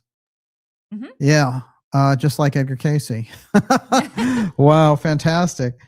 You remember the headline I showed this 2 weeks ago? SpaceX and Blue Origin abruptly shift priorities amid U.S. Golden Dome push. And suddenly the whole priority was the moon. The moon, the moon, the moon. Well, we have a special episode coming up for you about the moon. But before that, Miss Olivia, your final question of the evening, you're up. Okay, Austin Temple. Aliens plus Armageddon equals Blue Beam? I think Northcom and the Central Intelligence Agency want to try and perform the UFO threat situation. And I think that they want the emergency powers to come out of that. Now, we have the 250th anniversary of America coming up in July, and the idea that we're at war with this, off the hook Middle Eastern country, right, sets up all these terrorism possibilities and all these different things. So false flag activity and things of that nature, unfortunately, the chances of those things go up dramatically. So I think there's an emergency powers move somewhere in the middle of all this anyway, and we'll be doing more on what COG and Northcom have been up to in the past couple of months to see if there's any signs of that. But I think the UFO file is the thing that they want to use, and I think that that's part of disclosure summer. And one of the other things is if this war completely goes off the rails, as it apparently is already causing so much disruption. But if it goes completely off the rails, then the false version of UFO disclosure versus the real thing may provide the ultimate distraction. But remember, as so often we put out there, what if you're doing a false flag UFO invasion and the real thing shows up? So keep that in mind. And there are all kinds of possibilities in relation to this. Your last question, Miss Olivia. I'm just going to throw this out there. So Tina Borich said that she used to practice remote viewing, and she's going to try to find the missing general. Oh, that's a great idea. It's a fantastic idea. Hey, everyone. Do you remember there was a point going on during this whole Ukraine thing where there was a guy putting these videos out and saying, I was getting all this intel from my friend that there was a nuke that was loose and got, it was somehow came over from Ukraine, and that the drone thing was all about them searching for this nuke. Do you remember this? Yeah. Keep it in mind. Keep it in mind. I have something very strange about that, and I'm going to check it out a little bit more. But there was something weird about those videos when they hit, and there was something weird about that story, and then all of the stuff about Iran has a nuke. It seems like there are early versions of the, a nuke is loose story, and that one's not sitting right for me. Miss Olivia, your super chats. Before we do that, I just wanted to ask you if you remembered the Madeleine Albright comment. I think she was being interviewed on 60 Minutes. Oh my God. It's funny you should mention that. I thought about that, but they said to her, look, it looks like through the action of the Iraq war, we may have basically, killed 400,000 or 500,000 children in Iraq, or they may have died from the activities or whatever. And they said, is all this really worth it? And Madeleine Albright, who was the Secretary of State at the time, and she says, we feel it's been worth it. So that's the mentality that you're dealing with there. They just, they'll take the power and they'll take it to where their masters tell them to go with it. And, this is somebody who seemed like a very logical lady or whatever, sitting there and saying, yeah, I agree to the incineration of hundreds of thousands of children. So that war mentality feeds on itself. And unless you bring forward a peace vision, as President Kennedy did, and we have that as the archetype, and we follow through with it. And there have been many, many politicians and, activists and people dedicated to peace. And that's the spirit for sure that we need to get us out of a mess like this. And those who embrace war, they will fall on their own sword in relation to this, because this is, see, the thing is, it's an incredible expression of bravery if you are defending the United States. And, you have to give the soldiers and everyone incredible credit for doing that. But the command at the top has to realize that you can only send them in to do that when it's warranted. You can't send them in on a whim, or because you didn't like the guy, or because, in the background, the deep state is pressuring you to make moves faster, or the women would be better off in Iran. Oh, that, yeah. There's that, like, people are defending it for that reason. And sure. There's a number of reasons to go into any country. You could say, well, North Korea, people live like slaves. Let's go in there and take it over. They already have nukes, so it'd be a lot harder. But there's so many different versions of that, and you can't be the world policeman. You can't go in and bomb your way to a better world, because people look at you and they see you as a bully and an aggressor. And that's what they'll see for generations. That's not the United States. The United States of America is dedicated to peaceful resolution and holds the strength and says over and over again, peace through strength. Not, hey, I built up the military, now I'm going to make Iran a parking lot. That's sick. So I think, it's a moral conundrum, and it's as clear as, the scriptures when you get right down to it. You cannot get around the fact that we are acting as an aggressor in this situation, and we're putting our own people in harm's way. You're already seeing that people are revolting against this idea who are MAGA people. And, the populist movement goes beyond all of that and will continue. But this administration is definitely on the wrong side of history with this. So all you can do is hope that someone talks to the president who, has that respect, like Bobby Kennedy, and says, you can't do this. And if I risk my job, too bad, but somebody needs to be honest with you that this is a terrible move for the country, and the look for the rest of the world is terrible. This is not Venezuela, which was already playing with fire, but this is a nation of 92 million people completely committed to a totally different direction. And we've had our skirmishes and problems with them for years, and we have with many other countries. That's the way it goes. But there's no justification for war with that. And with that, Miss Olivia, I think we're wrapped up for tonight. Okay. All right. So Driz T, Eurythmy is fun. Anima 69, Karen Carpenter, Tim Houston, Bungee Jumper, Jessica Rodriguez, John Meskers, Wolfgang McCarthy, Erica Swinson Elliott, Ms. Old School, M. Brax, Kimberly Dave, JJ Loves Animals, Doyle Wayne, Mike Brosnahan, Harry Zeri, One Ed Cooksey, John Carew, Rich Hall, Nancy Mercier, Tentrika, John Grisheimer, and Debbie McAdoo. Thank you so much for your generous super chats. Wow, incredible. We really appreciate it. And to all our subscribers, thank you. We couldn't do what we do without you. And, I think about the peace through strength that Reagan exhibited, and he was under tremendous pressure to invade during his administration and to also go to war with Iran. And he resisted those calls, much to his credit. And I think that that's something we need to look back at the Gipper and say, wow, he, in the light of these activities, he's looking more and more like a prince back there. Let's see, I'll do a couple of shout outs before we go here.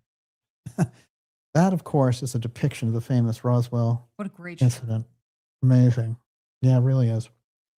All right. What do we got? Who have we got? Let's see here. Melchizedek device. Exactly. Boy, did you nail it on that.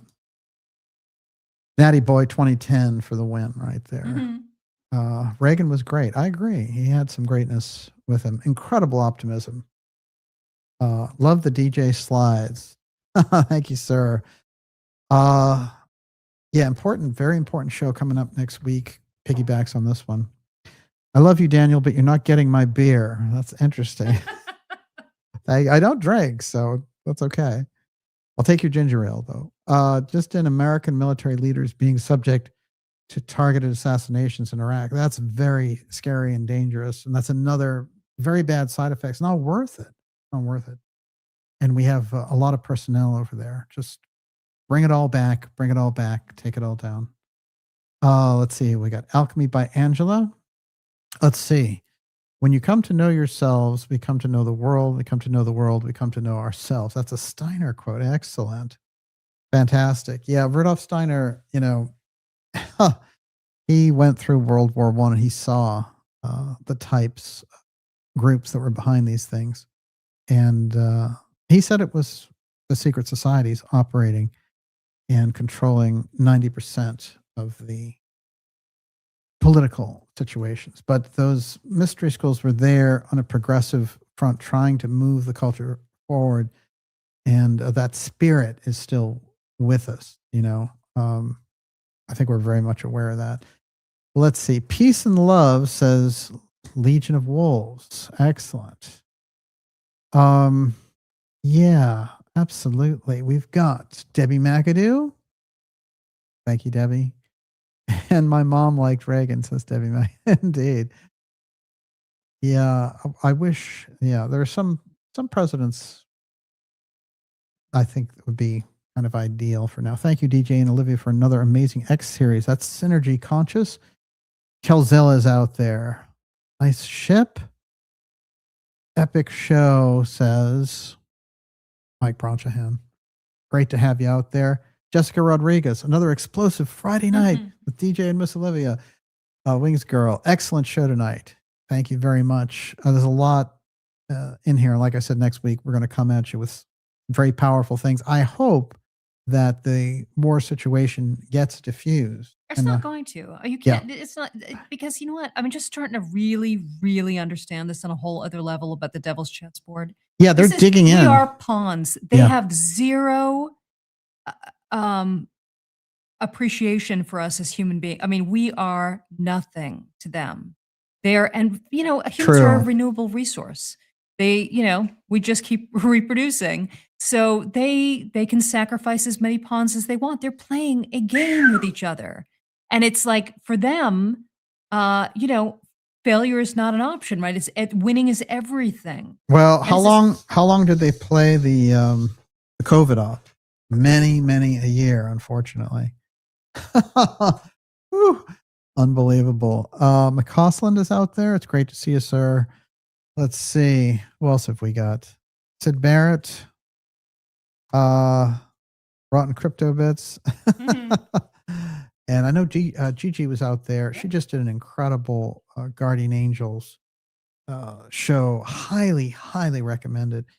And also she had done something on the archaeological wars with Atlantis. That's a fantastic episode. So scoot on over to Gigi Young on YouTube for that. Just incredible. I have access to holographic armies. That's terrific. Great show as always. And on that note, we will leave you, everyone.